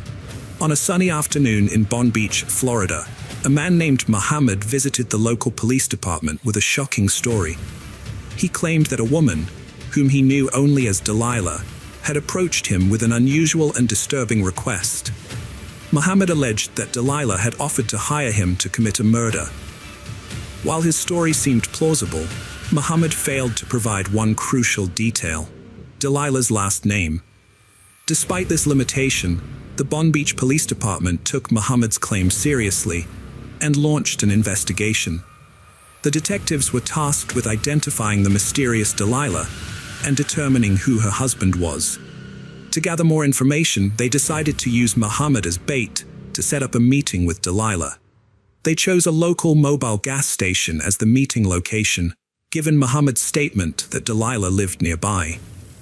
At the designated meeting spot, the police set up several surveillance vehicles to monitor the encounter, hoping to gather evidence and piece together the puzzle surrounding Delilah's identity and motives. Before the woman arrived, the detectives briefed Muhammad on what to say to her. They secretly fitted him with a wire and recorder, allowing them to listen in on their conversation as it happened. As they continued to monitor the mobile gas station, the detectives focused on the interaction between Muhammad and a woman named Delilah. What surprised them was Delilah's appearance, which didn't fit the typical profile of someone who would want her husband killed. Delilah, an attractive woman wearing a skirt and tank top, got into the car with Muhammad. Muhammad, pretending to be hesitant, asked if it was worth having someone killed. Delilah replied that she couldn't divorce her husband because she feared he would retaliate if she tried to leave him and divide their assets. The woman told Muhammad that after her husband's murder, she intended to create an alibi by going to a different location, such as Boca Raton. Muhammad then asked her if anyone would suspect her of involvement in her husband's death, and she confidently replied that no one would accuse her. The detectives were stunned by the woman's casual tone as she discussed hiring a hitman to kill her husband. As they continued to listen, they were horrified by the woman's nonchalant attitude, which made it seem like she was discussing a routine business deal rather than arranging for someone's murder. At one point, she even showed Muhammad photos of her husband, which further revealed her callous disregard for human life. During the conversation, the woman made a stunning admission to Muhammad, revealing that she planned to pay a hitman to kill her husband. This confession was a crucial breakthrough for the detective, as it confirmed the woman's involvement in soliciting a murder. However, the detective knew that to build a stronger case, they needed to gather more evidence. The woman told Muhammad that she would withdraw $1,000 in cash and hand it over to the hitman later. After discussing the plan with Muhammad, the woman left the mobile gas station and drove home. The detectives followed her to gather information about her address. A records check revealed that the address belonged to Dahlia Doe, not Delilah as they had initially thought. With this new information, the detectives ran a background check on the vehicle Dahlia used to meet Muhammad at the gas station. This allowed them to obtain the registered owner's name, which was her husband, Mike Doe. To their friends, Mike and Dahlia seemed like a loving and happy couple. The two had met when Mike was browsing the internet at work, looking for something to do when he was feeling bored. Mike found a website that offered escort services and decided to hire one. This decision would have a profound impact on his life. When the escort arrived, Mike was immediately drawn to her physical attractiveness. He thought she was exceptionally beautiful, and he felt an undeniable attraction between them. As they spent more time together, they quickly developed a strong connection, effortlessly engaging in friendly conversations over the next few days. Mike and Dahlia's friendship blossomed into a romantic relationship after they spent a weekend together. They quickly realized their feelings for each other went beyond friendship. As a result, they became a committed couple. A few months into their relationship, they stumbled upon an engagement ring store, which led to a conversation about marriage, a topic they had previously discussed. Mike was drawn to the idea of spending his life with Dahlia and decided to purchase a ring, symbolizing his commitment to their future together. Despite their relationship moving quickly, Mike was deeply happy and in love. Before meeting Dahlia, Mike had a troubled past. In 2001, he was sentenced to 2 years in prison in Broward County, Florida, for grand theft, fraud, and false telephone sales. At the time, Mike was struggling with drug addiction and desperation for money, which he later acknowledged was no excuse for his mistakes. Mike served his 2-year sentence and was given 28 years of probation. The court granted Mike a lengthy probation period to give him time to pay back the significant amount of money he owed. However, when Mike returned home, he was unsure of how he would repay the debt. Determined to settle his debt, Mike found a job as a cook at a local restaurant, earning $350 weekly, which was insufficient to make a notable dent in the substantial amount he owed. To improve his financial situation and secure an early release from probation, Mike sought a better-paying job. A friend offered him an office job near his home, allowing him to transition from cooking to email marketing. As Mike and Dahlia started dating, he eventually confided in her about his probation and the limitations it imposed. Mike explained that he required permission to leave the state while on probation. Dahlia, who had a strong desire to travel, expressed her wish to explore the world with Mike. To help Mike become debt-free, Dahlia offered to provide $91,000 if he paid the remaining balance, enabling them to clear the debt and start the life Dahlia had envisioned. Dahlia, a successful real estate agent, was financially stable and able to help her partner Mike pay off his debt and clear his name. Mike consulted his attorney to understand the process, and the attorney advised him to gather the necessary funds to be released from probation. To facilitate the payment, Dahlia and Mike agreed that she would send the money from her Bank of America account to the attorney. Dahlia informed Mike that she had transferred the funds, but when Mike followed up with the attorney, he was told that the payment had not been received. Mike waited a day and then asked Dahlia about the status of the transfer. However, Dahlia insisted that she had sent the money, leaving Mike frustrated and unsure about what was happening. Mike's concern grew, so he contacted his attorney again, only to be told that they still hadn't received anything.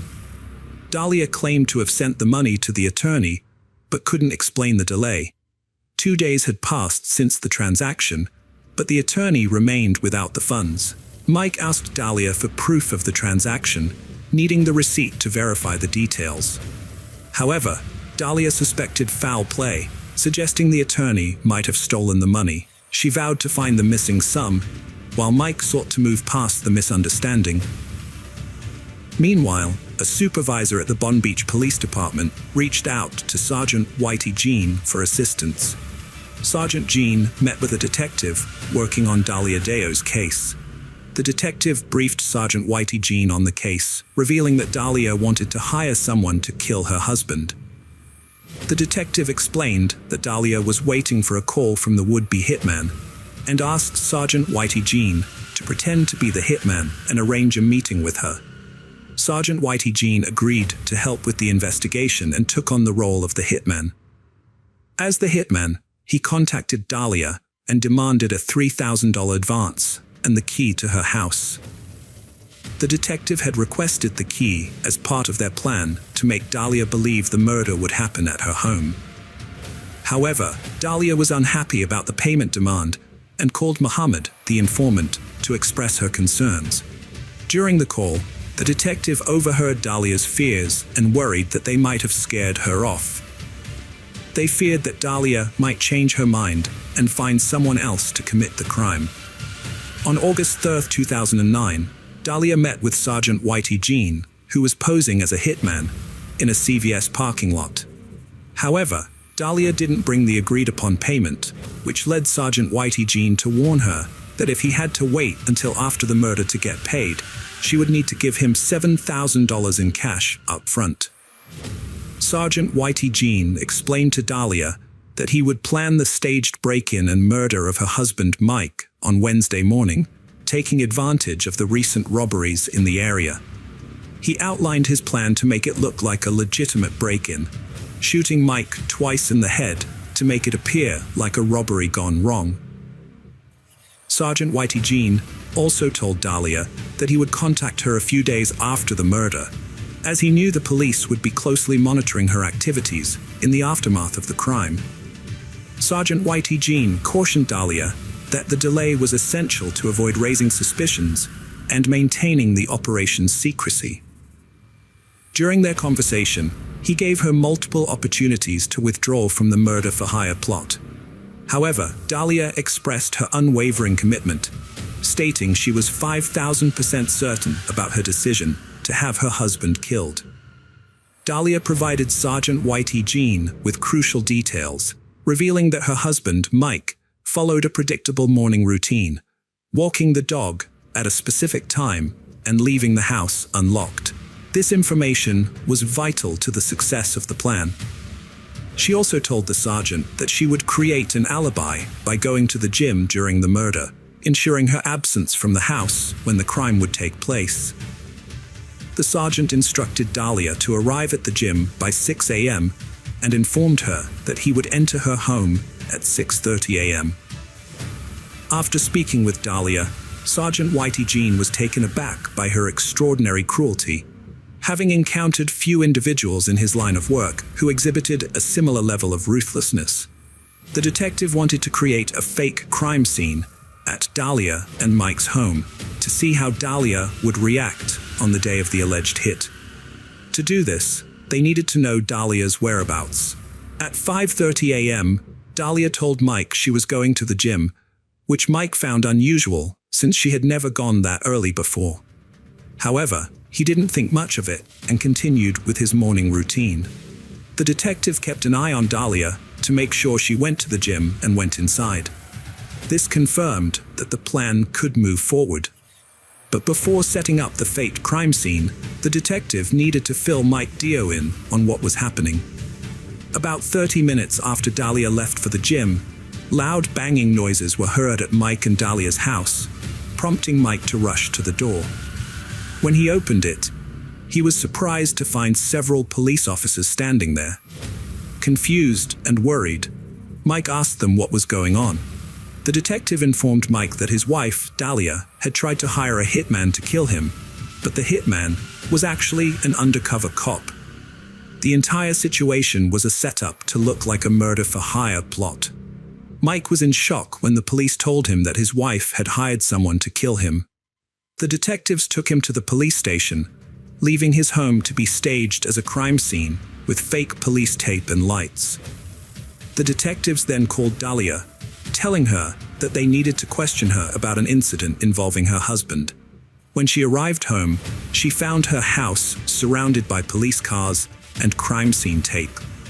The detective told her that her husband had been murdered, and she broke down in tears.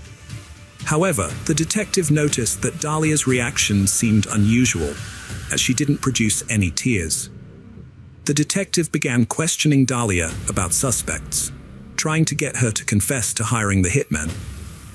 Dahlia claimed that her marriage was fine and that Mike's problems with probation and a stock fraud conviction might have led to his murder. Unbeknownst to her, Mike was watching from another room. The detective then revealed that they knew the truth behind the murder and brought in Sergeant Whitey Jean, who Dahlia claimed she didn't know. The detective arrested Dahlia for solicitation of murder, revealing that the hitman was an undercover cop. Mike was given the chance to confront Dahlia, but she refused to admit her guilt. Dahlia's trial took place on April 26, 2011, where Mike testified against her for 3 days. Her defense argued that the entire plot was a publicity stunt for a reality TV show, but Mike denied any involvement. Mike denied any interest in reality TV shows and claimed he had no involvement in Dahlia's alleged plot to kill him. He also stated he had no knowledge of public relations. After the trial, the jury found Dahlia guilty of solicitation to commit first-degree murder with a firearm, and she was sentenced to 20 years in prison. Mike was relieved by the verdict, but also felt a sense of closure, knowing justice had been served. However, Dahlia's attorneys appealed the conviction, citing a juror's remark about Dahlia poisoning Mike's Starbucks drink, which was not presented as evidence during the trial. The appellate court reversed the conviction, and a second trial was held.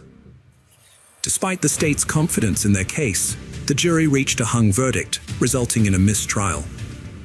A third trial was held, and Dahlia was again found guilty, this time receiving a 16-year prison sentence. Dahlia's defense team continued to appeal her conviction, but the Florida Supreme Court and the U.S. Supreme Court declined to review her case. Her attorneys planned to file a motion with a federal judge to review the third trial for constitutional violations, which would be their last chance to secure a new trial. Despite her conviction, Dahlia has become a respected figure in prison, leading a Bible study group and earning praise from fellow inmates. She is separated from her young son, who lives with his grandmother, and deeply misses being with him. Hello friends, welcome to our channel. Today we're going to take a look at another horrible case with you. The case of Emmett Corrigan. Ashley Harmon was a vibrant and intelligent person who experienced a challenging time when her parents divorced at the age of 9. During this period, she took on a maternal role, caring for her 5 siblings and protecting them. Ashley's faith was the cornerstone of her life. As a devout Mormon and a member of the Church of Jesus Christ and the Latter-day Saints, she turned to her faith in God for strength and comfort during difficult times. Her unwavering belief provided her with a sense of peace, resilience, and determination, enabling her to overcome obstacles and face challenges with courage. In 2003, while studying human development at Utah State, Ashley met Emmett, a philosophy student. Emmett, like Ashley, had experienced the pain of his parents' divorce at a young age. However, he found solace in the Mormon faith and was baptized into the Church of Jesus Christ and the Latter-day Saints at 17. Ashley was immediately drawn to Emmett's charm, and he reciprocated her feelings. Emmett was immediately smitten with Ashley's intelligence when they first met, and he quickly realized she was the one he wanted to spend the rest of his life with. He confided in his closest friends about his feelings, and their relationship blossomed over the next few months. During Christmas in 2008, Emmett proposed to Ashley, and to his delight, she accepted. The couple tied the knot in a Mormon temple, surrounded by their shared values and beliefs. The ceremony was a beautiful expression of their commitment to each other and their faith.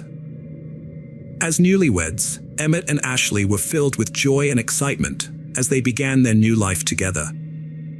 Their marriage was built on a foundation of stability and happiness, which is deeply rooted in Mormon values.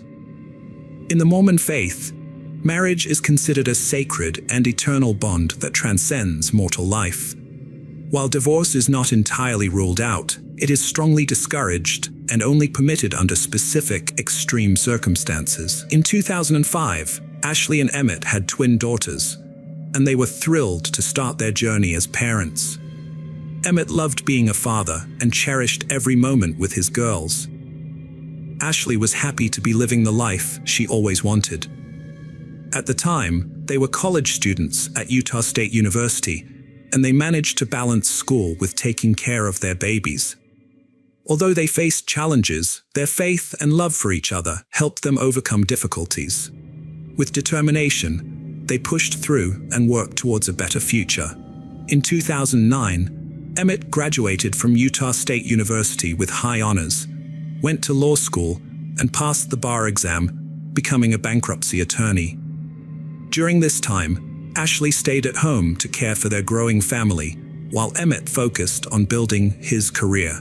Ashley Corrigan took on the role of managing the household and raising their 4 young children. To outsiders, the Corrigan family appeared to have a perfect life, a beautiful home, multiple kids, and a fulfilling career for Emmett. But beneath the surface, things were different. In August 2010, Emmett began to feel overwhelmed by the financial burden of providing for his family of 6.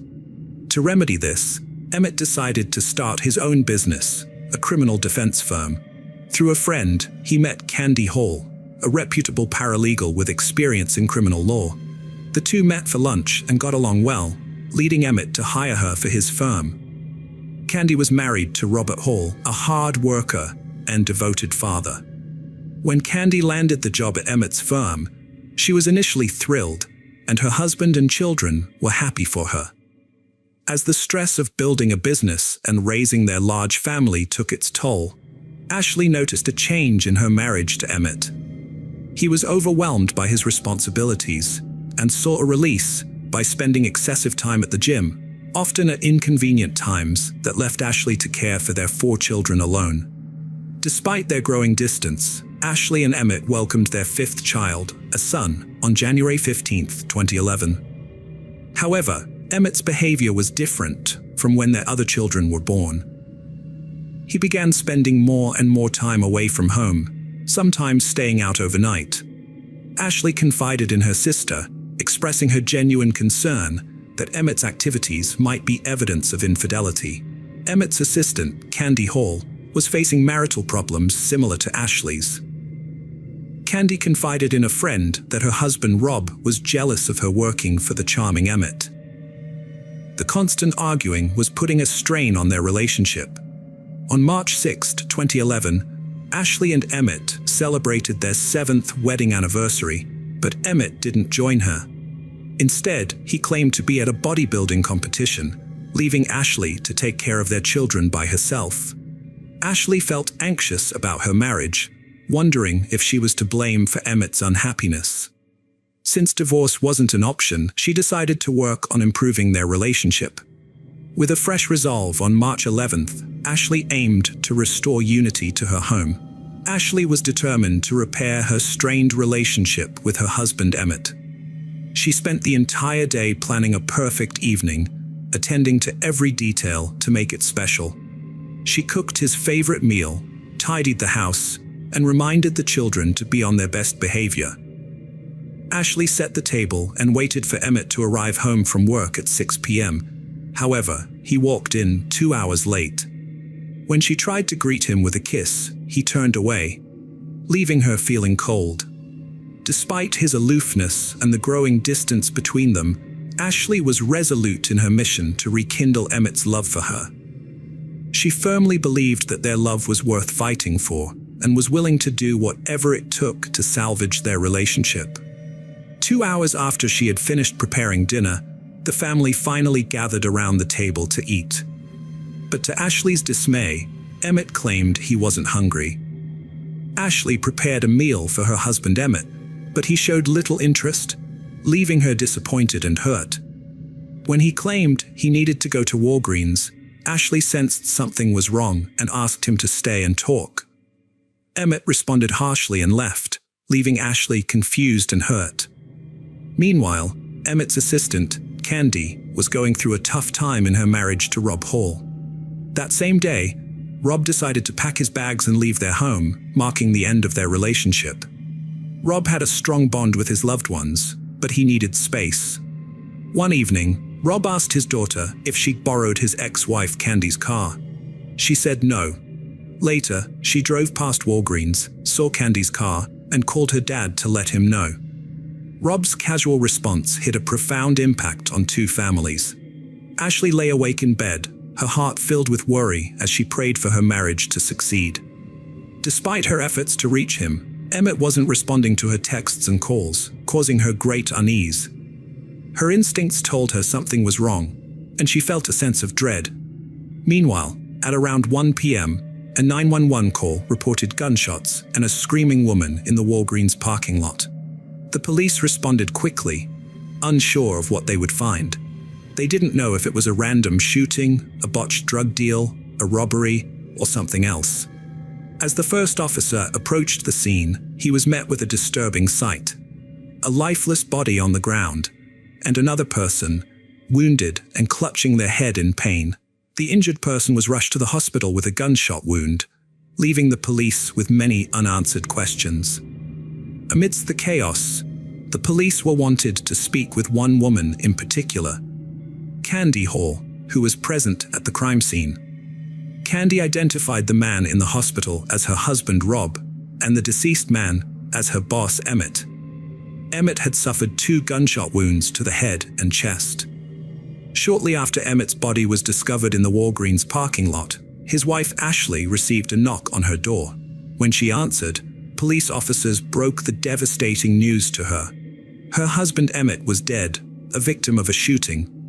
Ashley was shocked and distraught, unable to fathom what had led to this tragic event. The police then asked Ashley if she was familiar with Rob and Candy Hall.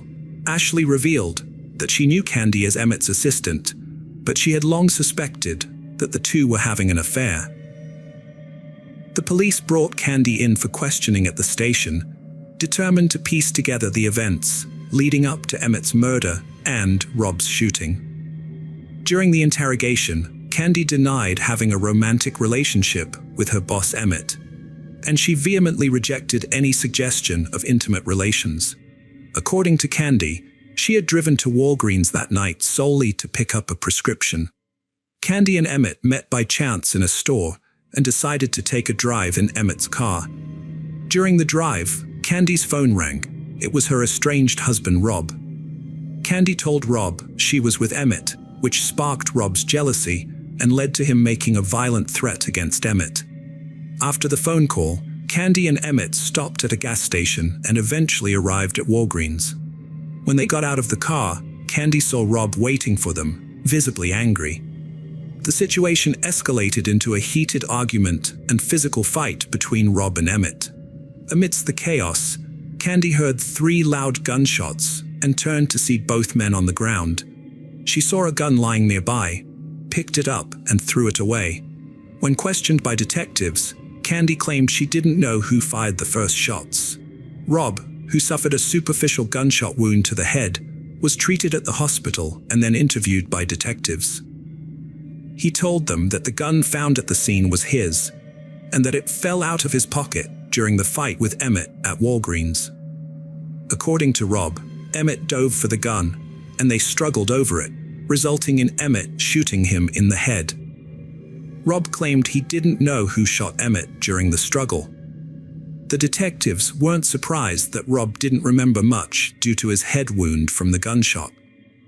However, they did wonder if Emmett had fired the first shot, considering he ended up dead. To get to the bottom of the incident, which occurred in the Walgreens parking lot, the detectives checked the security footage. Upon reviewing the footage, they saw Rob Hall arrive at the parking lot at 9:55 p.m. 1 minute later, he entered the Walgreens store, rushing through each aisle as if searching for someone. The footage then showed Rob leaving the store at 10:06 p.m. and parking his car beside the candy section, where he waited for several minutes. 10 minutes after the shooting, Emmett's truck appeared on security footage as it pulled into the parking lot, but the shooting itself wasn't caught on camera. Although Candy, Emmett's assistant, initially denied having a romantic relationship with her boss, co-workers whispered that they were more than just colleagues. In fact, co-workers often saw Candy and Rob spending time together in Rob's office, with the door closed. Just 3 weeks after she started her job, detectives made a surprising discovery. Emmett had accompanied Candy to the public defender's office to discuss divorcing Rob. During their investigation, crime scene investigators searched Emmett's vehicle and found steroids in the glove compartment. This didn't surprise many of Emmett's loved ones, as he was obsessed with bodybuilding and had been acting strangely, leading them to suspect he was using steroids. When Candy gave her statement to the detectives, she described a distinctive pattern of gunshots that suggested Rob had shot and killed Emmett twice before turning the gun on himself. This evidence was enough for the detectives to obtain an arrest warrant for Rob Hall, charging him with first-degree murder. Rob was arrested and charged with Emmett's murder. The consequences of Rob's actions were severe. If convicted, he faced life in prison without parole or the death penalty. As the trial approached, Ashley, Emmett's wife, hoped it would bring her some closure. She believed that understanding her husband's infidelity and death would help her heal. Prosecutors argued that Rob was angry at Emmett for having an affair with Candy and blamed Emmett for ruining his marriage. According to the prosecution, Rob shot Emmett and then killed himself. However, Rob's defense team told a different story. They claimed Emmett was the aggressor on the night he died, and that he had a history of steroid abuse. They alleged that during the altercation, Emmett grabbed Rob's gun and shot Rob before Rob regained possession and killed Emmett in self-defense. One of the key witnesses in Rob's trial was his wife, Candy. Her testimony differed slightly from her initial statement to the police. Instead of hearing 2 rapid gunshots followed by another, she claimed to have heard a pop, followed by 2 more rapid pops. This new version of events supported the defense's argument that Emmett shot Rob first. To prove Rob was the shooter, prosecutors presented forensic evidence that the type of weapon used in the parking lot shooting left significant gunshot residue, GSR, after firing. Investigators tested Rob and Emmett for GSR and found that Rob's left palm had 32 particles, his right palm had 23, while Emmett had only 1 particle on his left hand and none on his right. The forensic evidence proved that Rob was the one who fired the gun 3 times, and Emmett never possessed the weapon. After careful consideration, the jury found Rob Hall not guilty of first-degree murder, but guilty of second-degree murder, which means the murder was not premeditated. The judge sentenced Rob to 30 years in prison. Rob will be eligible for parole in 2028 when he is 58 years old. Despite the conviction, Rob maintains his innocence and appealed his conviction in 2021, but the Idaho Supreme Court denied him a retrial. 2 months after Emmett's murder, Candy Hall was arrested and charged with embezzlement for allegedly stealing money from her previous employer. This charge was unrelated to Emmett's murder. Candy pleaded guilty and was sentenced to imprisonment, released on parole in 2014, and remains on probation until 2026. In an interview, Candy expressed deep feelings of guilt over the incident, mainly due to its impact on her relationships with her children. She hopes to prove to them that it was a regrettable mistake. Ashley struggled to come to terms with her husband's murder by his lover's husband. In a 2015 interview, she faced Candy Hall for the first time. Despite her emotional pain, Ashley decided to move on and create a new life. She moved out of town with their 5 children, who gradually adjusted to the change and found joy again.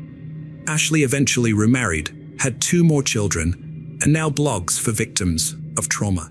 Hello friends, welcome to our channel. Today we're going to take a look at another horrible case with you. The case of Maria Munoz. Maria Munoz was born on January 25, 1989, in Puerto Rico to Marisol Rodriguez and Jorge Luis Munoz.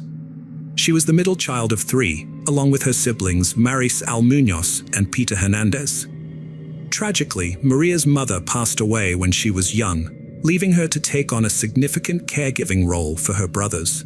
It was during this time that Maria met Joel Pellet, a nursing student who was 11 years older than her. Despite their age difference, they got married in 2011. After their wedding, they relocated to Laredo, Texas, where Joel landed a high-paying job as a nurse anesthetist at a local hospital. Their new financial stability allowed them to live a life of luxury, complete with expensive cars and exotic vacations. By the time Maria was 31, she had left her job to focus on raising their 2 young sons. As a devoted stay-at-home mom, Maria cherished every moment with her children and supported her husband Joel, who was 40 at the time. Maria was a devoted mother who spent quality time with her children, taking them to the park and reading to them before bed. She also made time for her own interests, like playing the piano. Despite her happiness at home, she harbored a long-held dream of returning to school and becoming a nurse again. From the outside, it seemed like Maria and her husband Pellet had a perfect relationship. He would frequently share photos of his family with friends and colleagues, boasting about how wonderful they were. However, beneath the surface, things started to take a turn in 2018, after Maria gave birth to their second son. Those close to Pellet began to notice a change in his behavior. Pellet underwent a physical transformation, losing weight and gaining muscle. He also became more outgoing and flirtatious with other women, behavior that didn't align with what was expected of a married man. On social media, he started removing photos of his wife and children, replacing them with pictures of himself alone. This new online persona made it seem like he was single and carefree, without the responsibilities of a husband and father. In 2020, Maria's life was turned upside down when she discovered her husband, Pellet, was having an affair with a surgical nurse named Janet Arando. Despite her suspicions, finding airline tickets he had purchased for a trip to Europe with his mistress was the final confirmation of his infidelity. Maria was consumed by heartbreak, depression, and a deep sense of betrayal. She felt lost and alone, struggling to come to terms with the fact that her 10-year marriage was built on lies. To cope with her emotional turmoil, Maria began seeing a therapist who prescribed medication to support her mental health. As Maria grappled with her emotions, she found solace in writing journals, using them as an outlet to process her thoughts and feelings. However, the situation continued to deteriorate, and on September 19, 2020, Maria confronted her husband's infidelity head-on by visiting Janet's house, where she found Pellet's car parked in the driveway. Maria confronted Pellet at his house, forcing him to choose between her and Janet. He chose Janet, and during the ensuing argument, Janet called the police. However, Maria and Pellet had left by the time the police arrived. The police then called Maria while she was driving with Pellet, and they could hear him yelling at her in the background. When they got home, Pellet's anger escalated, and he punched a hole in Maria's car windshield, displaying a concerning level of force and anger. The next morning, Maria sent Pellet a text message stating her intention to hire a lawyer to help resolve their situation.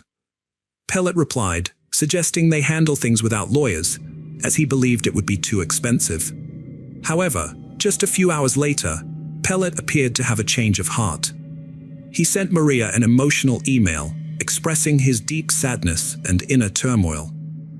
He requested a sincere and calm conversation with Maria, free from arguments. Maria agreed to meet with him, and they scheduled a meeting for 5 p.m. the following night. Before meeting her friend Yasmin Martinez, Maria was extremely anxious and messaged her about their plans. Unfortunately, the encounter ended in a terrifying way. On September 22, 2020, Maria's husband, Pellet, frantically called 911, saying his wife might have taken some prescription pills and was not breathing. Officer crews arrived at their house around 1:40 a.m., with his body cam recording the scene. Pellet was found performing CPR on Maria at the top of the stairs near their bedroom, still wearing his green hospital scrubs. Their 2 sons were sleeping nearby. When paramedics arrived, they took over CPR efforts while first responders worked to save Maria's life. An officer asked Pellet about the pills Maria had supposedly taken. He quickly retrieved a bottle from the nearby bathroom medicine cabinet and handed it to the officers. The bottle was later found to contain a prescription for clonazepam, a medication used to treat acute anxiety, panic attacks, and epilepsy. Benzodiazepines, like Kazam, calm the nervous system to produce a relaxing effect. However, when an officer examined the pill bottle, he discovered that it was prescribed to Pellet, not Maria.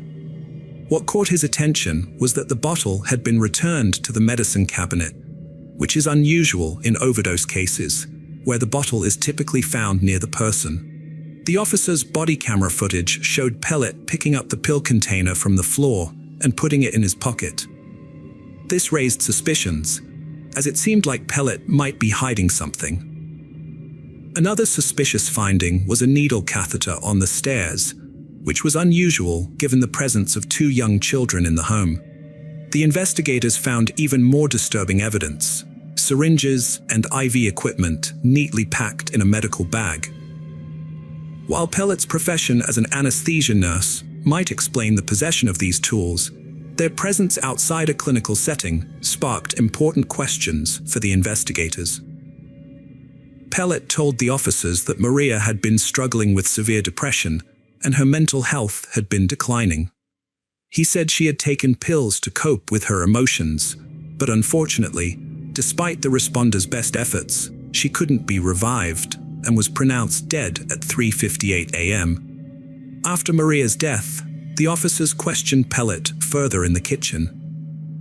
He stated that he and Maria had a conversation earlier that day, became intimate, and then he took a shower. When he came out, he found Maria asleep. Pellet went downstairs for an unspecified reason, and when he returned, he found Maria unresponsive and not breathing. The officers observed Pellet's strange behavior, including excessive sweating and his inability to answer simple questions about the incident. The officer noticed that Pellet was sweating excessively, more so than anyone else, including the first responder who had been trying to revive Maria for 2 hours. This heightened suspicion and led to him being taken to the police station for further questioning by Sergeant Liz Mata. At the station, Pellet was left alone in an interrogation room, which was being recorded by video cameras. When officers reviewed the footage, they were astonished to see Pellet's sudden outburst. He began screaming, crying, hitting the walls, and throwing furniture around the room. The commotion was so intense that people in the nearby hallways and rooms were frightened by the loud noises coming from the room. As a result, Sergeant Luis Matt entered the room at 4 a.m. to speak with Pellet. During their conversation, Pellet opened up again about the events surrounding Maria's death. In a shocking revelation, Pellet also confessed to having an affair with a woman named Janet. He revealed that he had left the family home 5 months prior and was living with Janet at the time of Maria's death. He shared that he had been involved with Janet for 2 years, and Maria had been aware of the affair beforehand. On the night Maria died, her husband visited their family home to talk to her about their marriage. After their conversation, they were intimate. He thought she had fallen asleep in her room, but when he checked on her 10 minutes later, he found her unresponsive. The husband confessed to the officer that he had given Maria clonazepam, a medication prescribed to him to help with her anxiety and depression. However, he couldn't provide details about how many pills she had taken or how many were left in the bottle. Despite being questioned, the husband was unable to provide any additional information to help clarify what had happened. He was released, and an autopsy was performed on Maria just 8 hours after her death. The timing of the autopsy meant that any cause of death should still be detectable in her stomach contents. However, the autopsy results revealed a surprise. No traces of pills were found in Maria's stomach. Instead, the medical examiner discovered a small red pinprick mark on the inside of her elbow, which suggested that she may have been injected with something. The discovery of the mysterious mark on Maria's hand led investigators to explore its potential connection to her death. During their investigation, they found a journal in Maria's home, which she had kept to cope with her anxiety and depression. The journal proved to be a crucial piece of evidence, revealing Maria's innermost thoughts and experiences. Investigators learned that Maria loved her husband dearly and wanted to preserve their family, despite his desire to be with someone else. She expressed her desperation to escape her emotional pain, writing, "I want it to stop. My past haunts me, and I don't want to be sad anymore." Through her journal entries, Maria documented the heartbreak she felt when her husband left their home in Laredo, leaving her to care for their 2 young sons alone.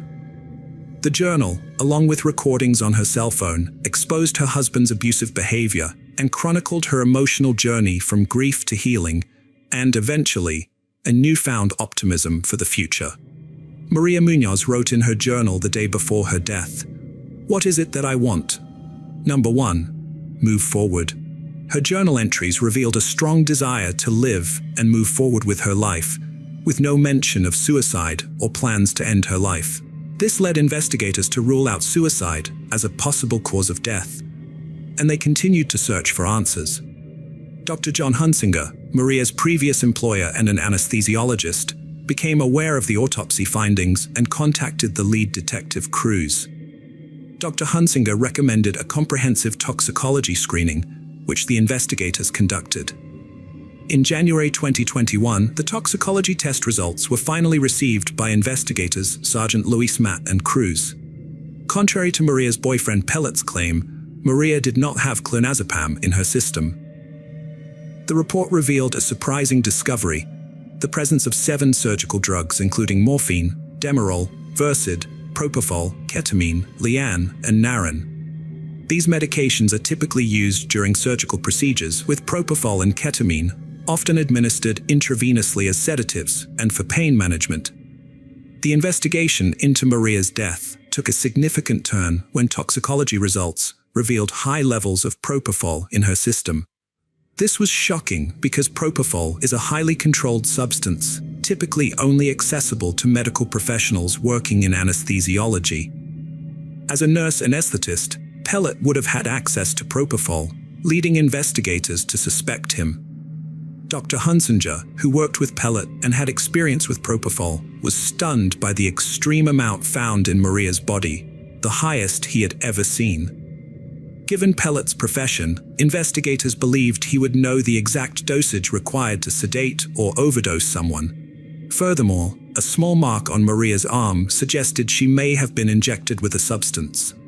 With the toxicology report, Pellet's suspicious behavior, and Maria's journal, authorities felt they had sufficient evidence to arrest Pellet for Maria's murder. They quickly obtained an arrest warrant, and De La Cruz went to apprehend Pellet, who surprisingly did not resist.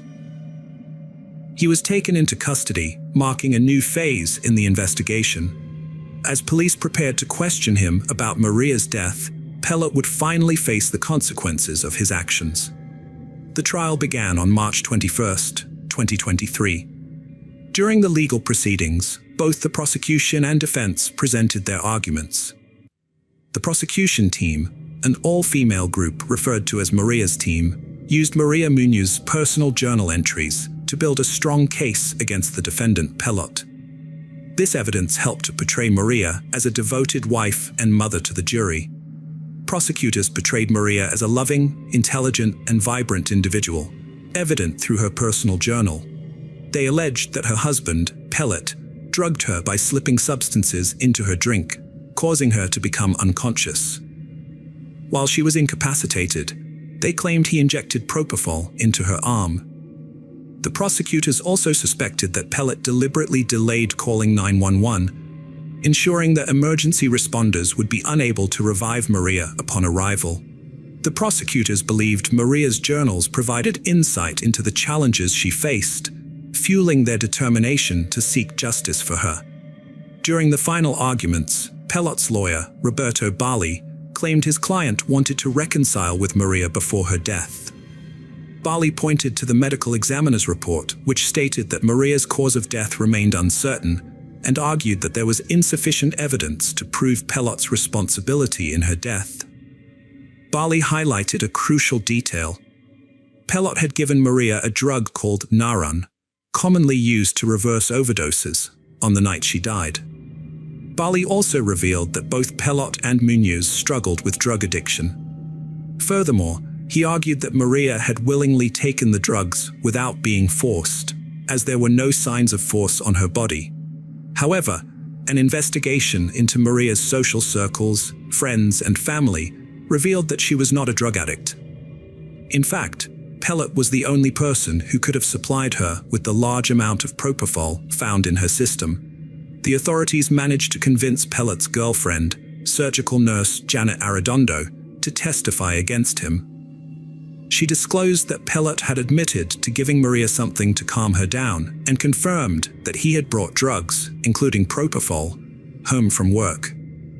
The jury delivered a verdict in under an hour, finding Pellet guilty of murdering his wife, Maria, after a 9-day trial on March 30, 2023.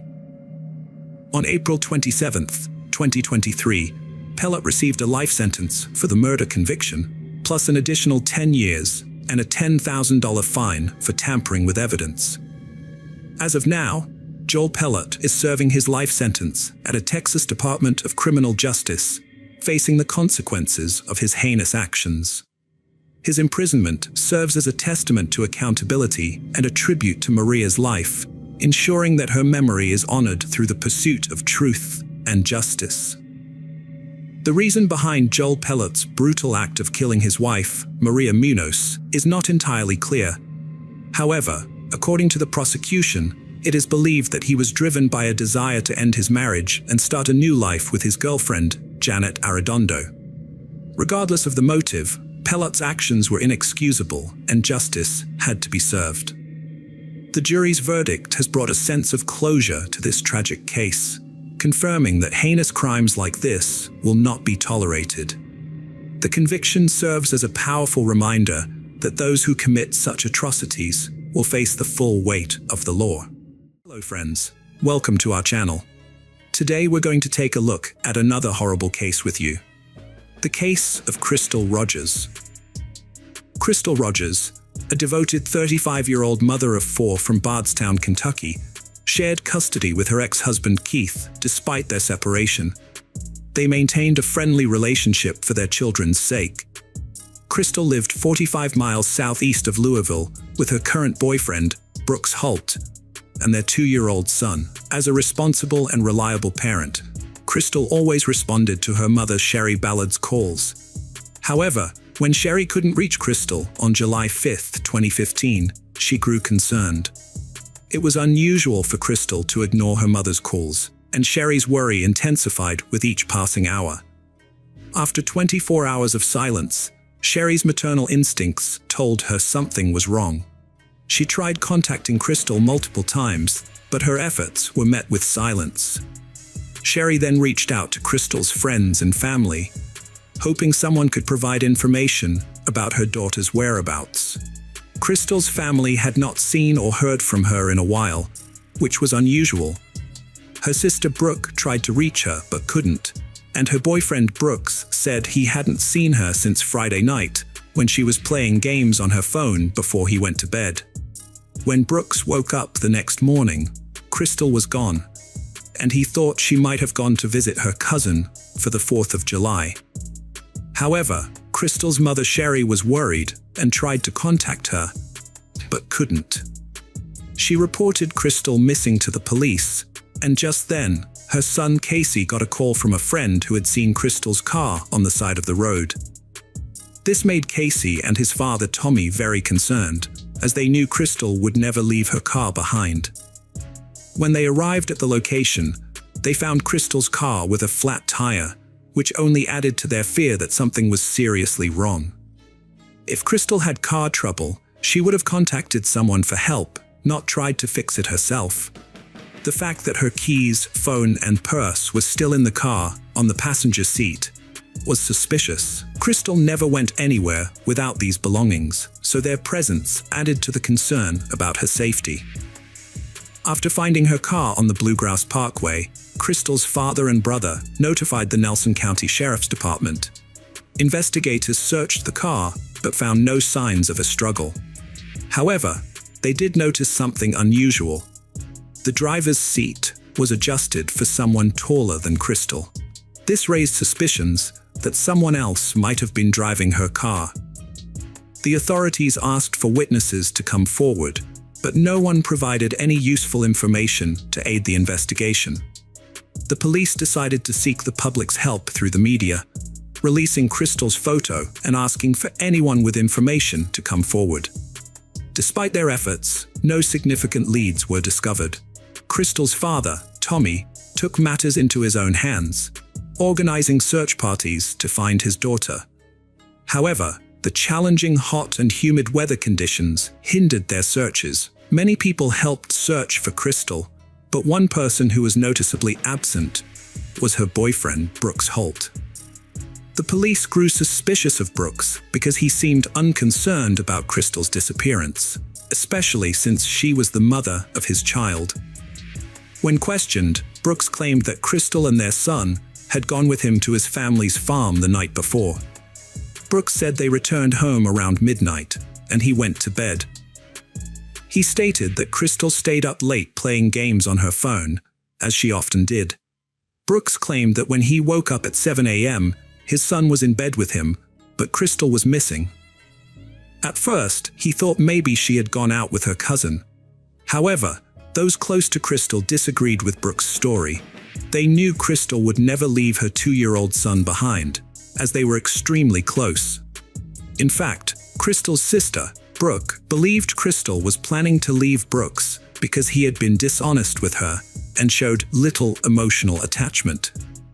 Crystal had told her mother, Cher, that she wanted to end her relationship with Brooks, but she was afraid to do so because he was controlling. Crystal's brother, Casey, had also noticed the tension between them and had seen them arguing several times. The police asked Brooks to come in for questioning and gave him a polygraph test, but the results were inconclusive. After the test, Brooks had a formal interview with the detectives. They had gathered evidence that supported his alibi, including a video that showed his truck entering his family's farm and leaving around midnight. However, because the truck had tinted windows, they couldn't determine who was in the vehicle at the time. Brooks explained that while he was at the farm, he did some chores, set a fire to dispose of building materials, and waited for the fire to die out before driving back home. During the interview, the police asked him about a brief 13-second phone call he made to a business associate, Steve Lawson, on his way back from the farm. To clear up any confusion, Brooks asked Steve Lawson to explain their conversation to the police during the interview and called him. However, the police was skeptical when Steve Lawson claimed he had called Brooks to ask for the phone number of a rental property, as it sounded like a rehearsed alibi. According to Steve Lawson, Brooks told him he needed to wait until he got home to get the number from Crystal, who handled such matters. The police were puzzled by this, questioning why Brooks couldn't simply hand the phone to Crystal, who was with him at the time, and resolve the issue right then. They wondered why Brooks had to wait to talk to her in person. During the interview, Brooks received a call from his brother Nick, a police officer at the Bardstown Police Department, who advised Brooks to leave the interrogation room immediately. The police were skeptical that Crystal had voluntarily abandoned her car on the side of the Bluegrass Parkway. They suspected that something had happened to her while she was at the Brooks HW family farm. As the investigation into her disappearance progressed, several people came forward claiming to have seen Brooks's truck and his brother Nick's police car at the Howell family farm. Detectives became increasingly convinced that the brothers were at the farm, attempting to destroy evidence related to Crystal's disappearance. To obtain more information, the police decided to bring Nick, Brooks's brother, in for questioning. They confronted him with eyewitness accounts that placed him at his family's farm on July 8th, and asked him to provide an explanation for his presence there. Nick claimed to have no idea what the police were referring to, and said he wasn't out that night. But the police didn't believe him. They directly asked Nick if he and his brother had destroyed or hidden evidence related to Crystal's disappearance. Nick firmly denied any wrongdoing and swore that his brother was incapable of harming anyone. The police officer, Nick, was adamant that he would never assist in covering up a crime, including helping Brooks. After the interview, Nick agreed to take a polygraph test, but he failed 2 questions: whether he knew Crystal's current location and if he was withholding information about her disappearance. Despite failing the polygraph, Nick insisted he was telling the truth. On October 15th, the police investigation identified Crystal's boyfriend, Brooks Holt, as the prime suspect in her disappearance.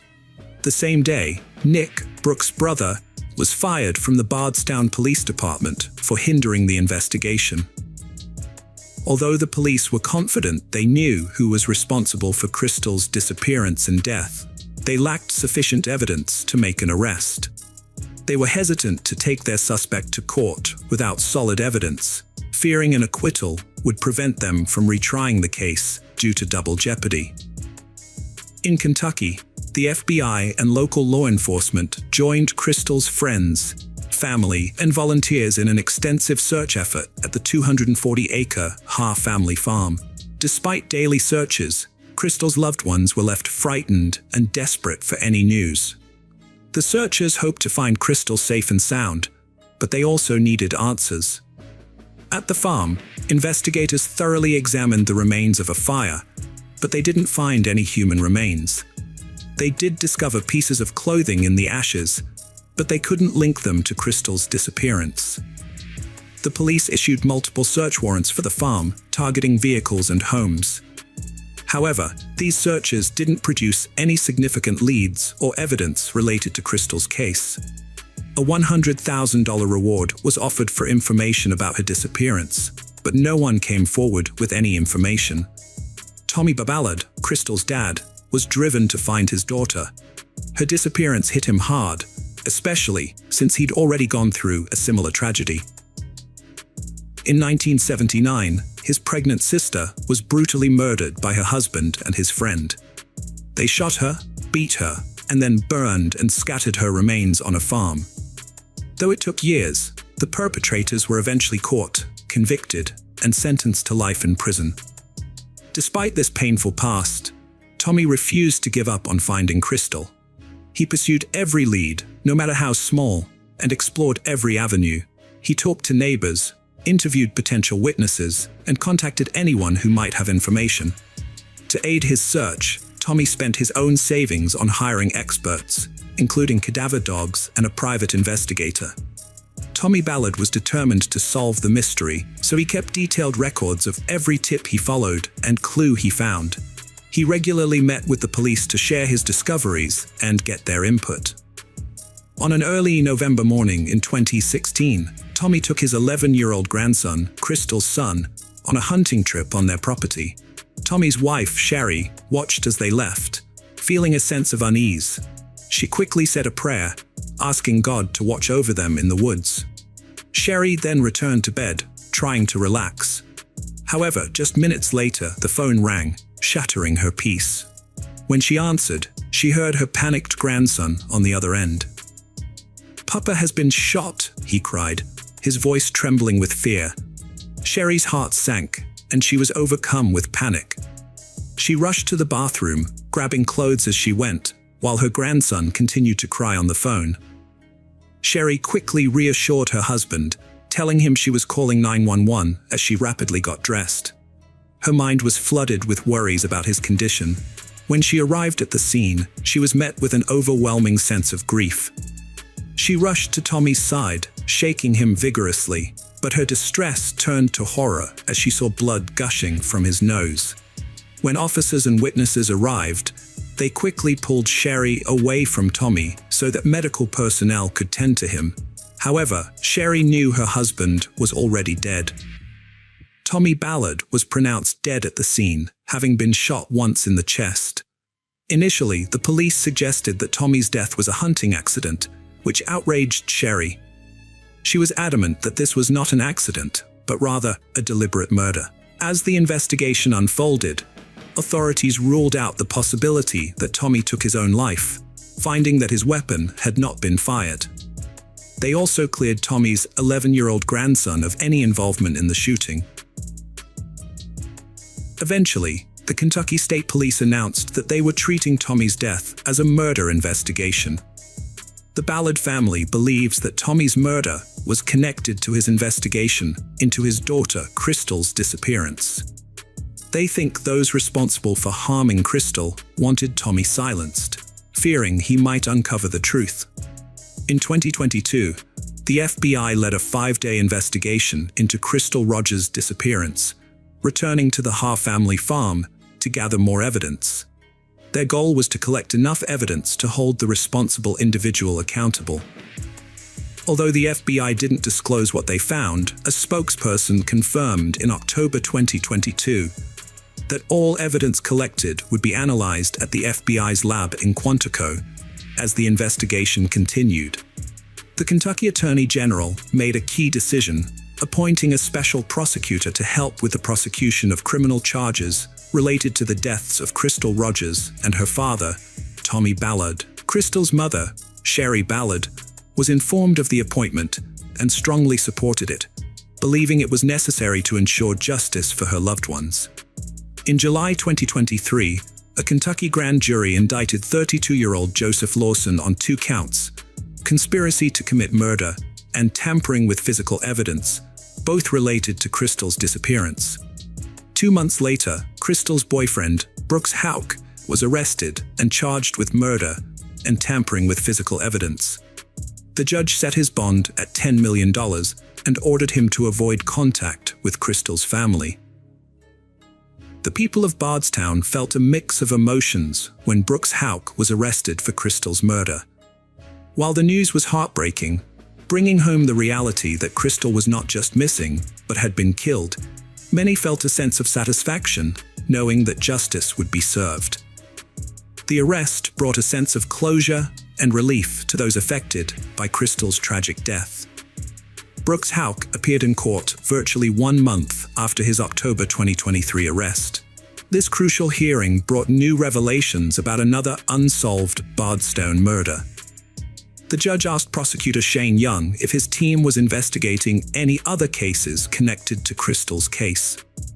The prosecutor was investigating 2 connected murders: Crystal's murder and the murder of her father, Tommy Ballard. They believed they had the gun used to kill Tommy, which they claimed to have purchased from Nick Houck, who allegedly used a fake name during the sale. Brooks Houck's attorneys requested that the Nelson County judge be disqualified from the case, citing bias and unfair treatment since 2017. They also argued that the $10 million bail was excessive. However, the Kentucky Appeals Court ruled against Houck, upholding the $10 million bond and denying his request to replace the judge. In a separate development, Stephen Lawson was indicted in December 2023 on charges of conspiracy to commit murder and tampering with physical evidence. Notably, Stephen Lawson's son, Joseph Lawson, had been arrested in connection with Crystal's disappearance. Hello friends, welcome to our channel. Today we're going to take a look at another horrible case with you. The case of Greg Mulvihill. Diana Lovejoy and Greg Mulvihill, both living far from their families, met through an online dating site in 2005. They quickly formed a strong bond, and their relationship soon turned serious. The couple then decided to move in together in San Diego. Diana had always been passionate about athletics and fitness, starting with playing sports in high school and eventually becoming a competitive triathlete. The couple shared a love for the outdoors, which played a significant role in their relationship. During the 2000s, San Diego was emerging as a major tech hub, and Diana and Greg took advantage of the abundant job opportunities. Both Diana and Greg excelled in their careers, with Diana being known for her dependability by her coworkers. After 2 years of dating, they got married in 2007, marking the beginning of a new chapter in their lives. For their honeymoon, they chose Costa Rica, where they attended surf school. Diana and Greg were deeply in love during the early years of their marriage. They shared a passion for life and made the most of every opportunity that came their way, enjoying countless adventures together. After their wedding, they moved to Carlsbad, a picturesque suburb north of San Diego, which offered a perfect blend of natural beauty, outdoor activities, and seclusion. Diana was immediately smitten with the area and felt like she was living her dream when she settled into her ideal home. However, 3 years into their marriage, their relationship started to take a turn. Diana began to experience symptoms that led her to believe she had fibromyalgia, a chronic condition characterized by widespread pain and tenderness in specific areas of the body. Although the exact cause of fibromyalgia remains unknown, several factors are thought to contribute to its development. Diana's fibromyalgia diagnosis significantly impacted her marriage to Greg. Previously an energetic and adventurous person, she struggled to adapt to her new limitations, including reduced stress and rest. This sudden change in lifestyle created challenges for their relationship as a couple. In 2011, Greg took Diana on a relaxing vacation to Santa Cruz, California, to help her cope with her condition. As a caring husband, Greg recognized the toll fibromyalgia was taking on Diana's well-being, including constant muscle pain, fatigue, and limited energy. The illness made it difficult for her to maintain her job, and eventually, Diana had to step away from her career to focus on managing her symptoms. She began spending more time at home in Carlsbad. Above all, Diana's greatest desire was to be a mother, to love and raise a child, to be confident and happy. Diana and Greg had been trying to have a child for years, but unfortunately, Diana suffered multiple miscarriages. These losses took a toll on Diana, affecting her both physically and emotionally. Although she didn't have children, she poured her love into her 2 beloved cats, Lanny and Turtle. However, her world was turned upside down when Turtle fell ill and eventually passed away. To comfort Diana during this difficult time, Greg surprised her with a new kitten, which she named Taffy. This thoughtful gesture brought Diana immense comfort. In a surprising turn of events, Diana discovered she was pregnant after years of unsuccessful attempts to conceive. Overjoyed, Greg looked forward to becoming a father, while Diana felt her dream of motherhood finally within reach. In September 2012, Diana gave birth to a baby boy, and Greg took time off work to bond with their newborn son. Greg loved being a father and cherished every moment with his son. Diana, on the other hand, was always worried about her son's health and happiness. As time passed, she started to suspect that her son might have a similar condition to her fibromyalgia. However, Greg was convinced that their son was healthy and didn't see any reason to worry. Despite their differing opinions on their son's health, Diana remained convinced that her son was ill. She began researching extensively and discovered a medication called guaifenesin, which was similar to Mucinex and often used to treat chest infections. Some people believed it could also alleviate fibromyalgia symptoms. Diana was determined to give her son high doses of guaifenesin, but Greg strongly opposed the idea, fearing it was unnecessary and could harm their son. This disagreement over their son's health care created growing tension in their marriage. Diana and Greg's marriage became increasingly strained after Greg suffered a shoulder injury that forced him to quit his job. As a result, the household income decreased, and Diana took a sales job to compensate. She also tried to earn extra money by creating online cooking videos, with Greg handling the camera work. However, this venture didn't yield the desired results. Diana also appeared in promotional videos for kitty litter, but this effort also failed to bring in significant revenue. As their financial struggles continued, Diana and Greg's disagreements escalated, particularly regarding their 2-year-old son's health. By this point, they were constantly fighting, and their relationship was in jeopardy. Diana confided in her co-workers that she felt Greg was unhelpful and unsupportive. In July 2014, Greg had a disturbing encounter with a police officer who questioned him about allegations of abuse made by Diana. According to the officer, Diana had filed multiple police reports against Greg, leading to his removal from the family home. Diana and their son were allowed to stay, leaving Greg to face the consequences of the allegations. Diana told a trusted friend that she had been assaulted by Greg while she was sleeping. She took medication that made her drowsy, and when she started to wake up, she realized Greg was touching her inappropriately without her permission. Diana also accused Greg of sexually abusing their son. The authorities, including Child Protective Services, got involved after Diana made these allegations. Greg denied the accusations and claimed that Diana was only making these charges because he disagreed with her about their son's health issues. In response, Greg filed for divorce from Diana and requested custody of their son. Detectives investigated claims that Greg abused Diana and their son, but found no evidence to support these allegations. In fact, psychiatric evaluations of Greg and the boy revealed no signs of abuse.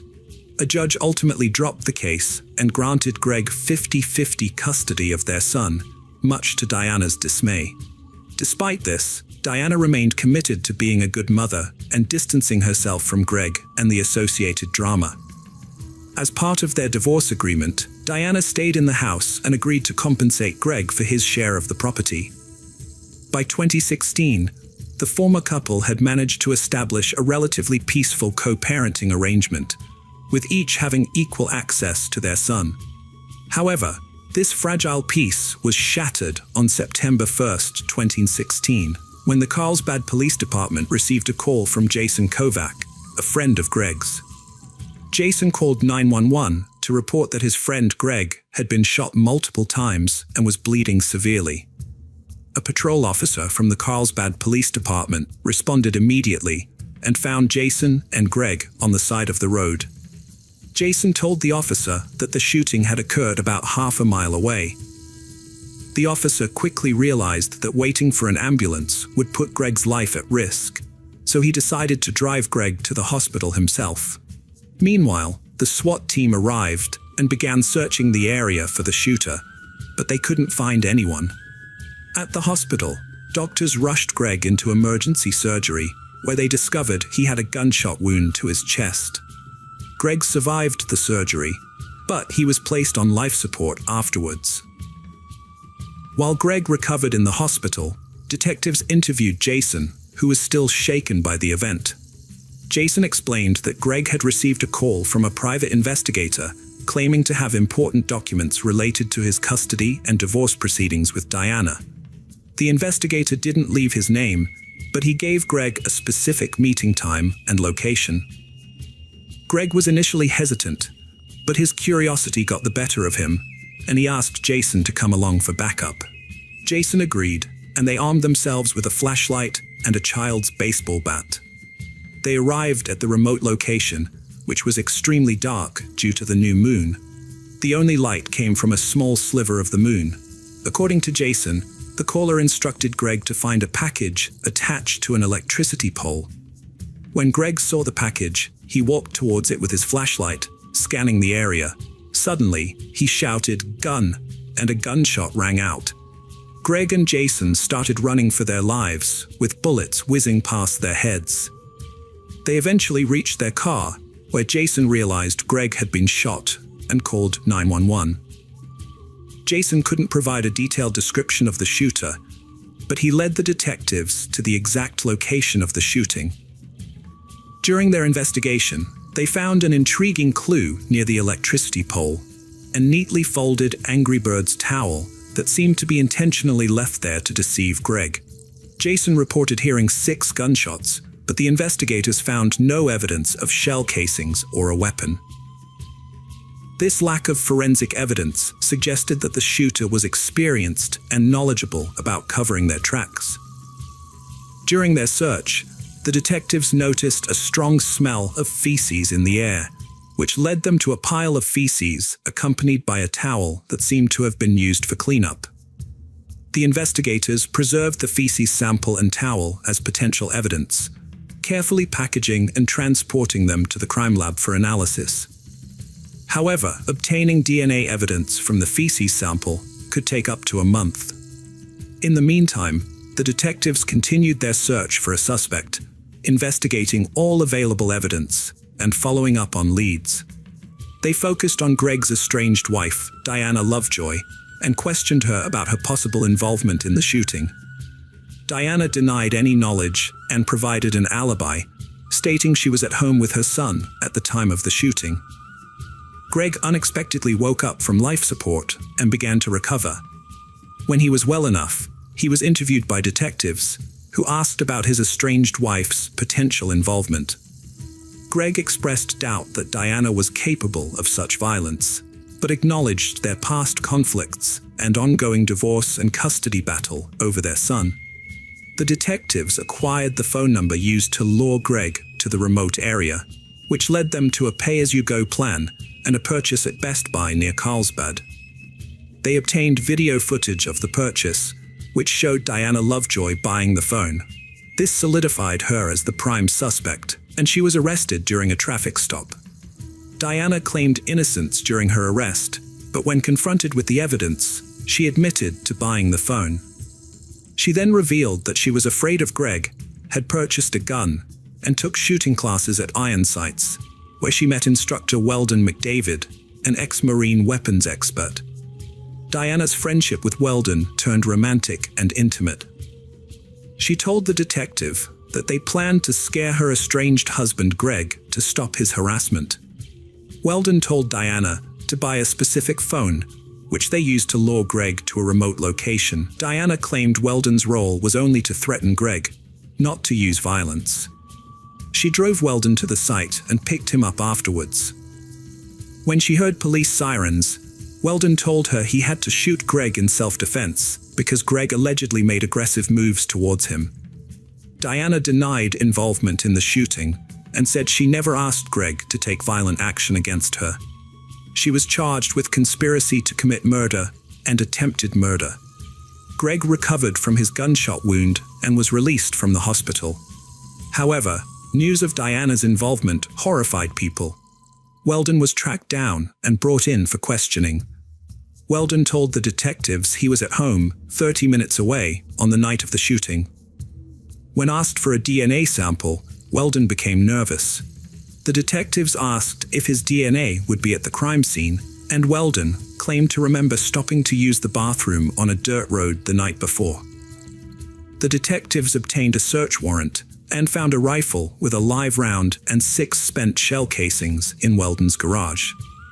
The shell casings matched a witness's account of hearing 6 gunshots.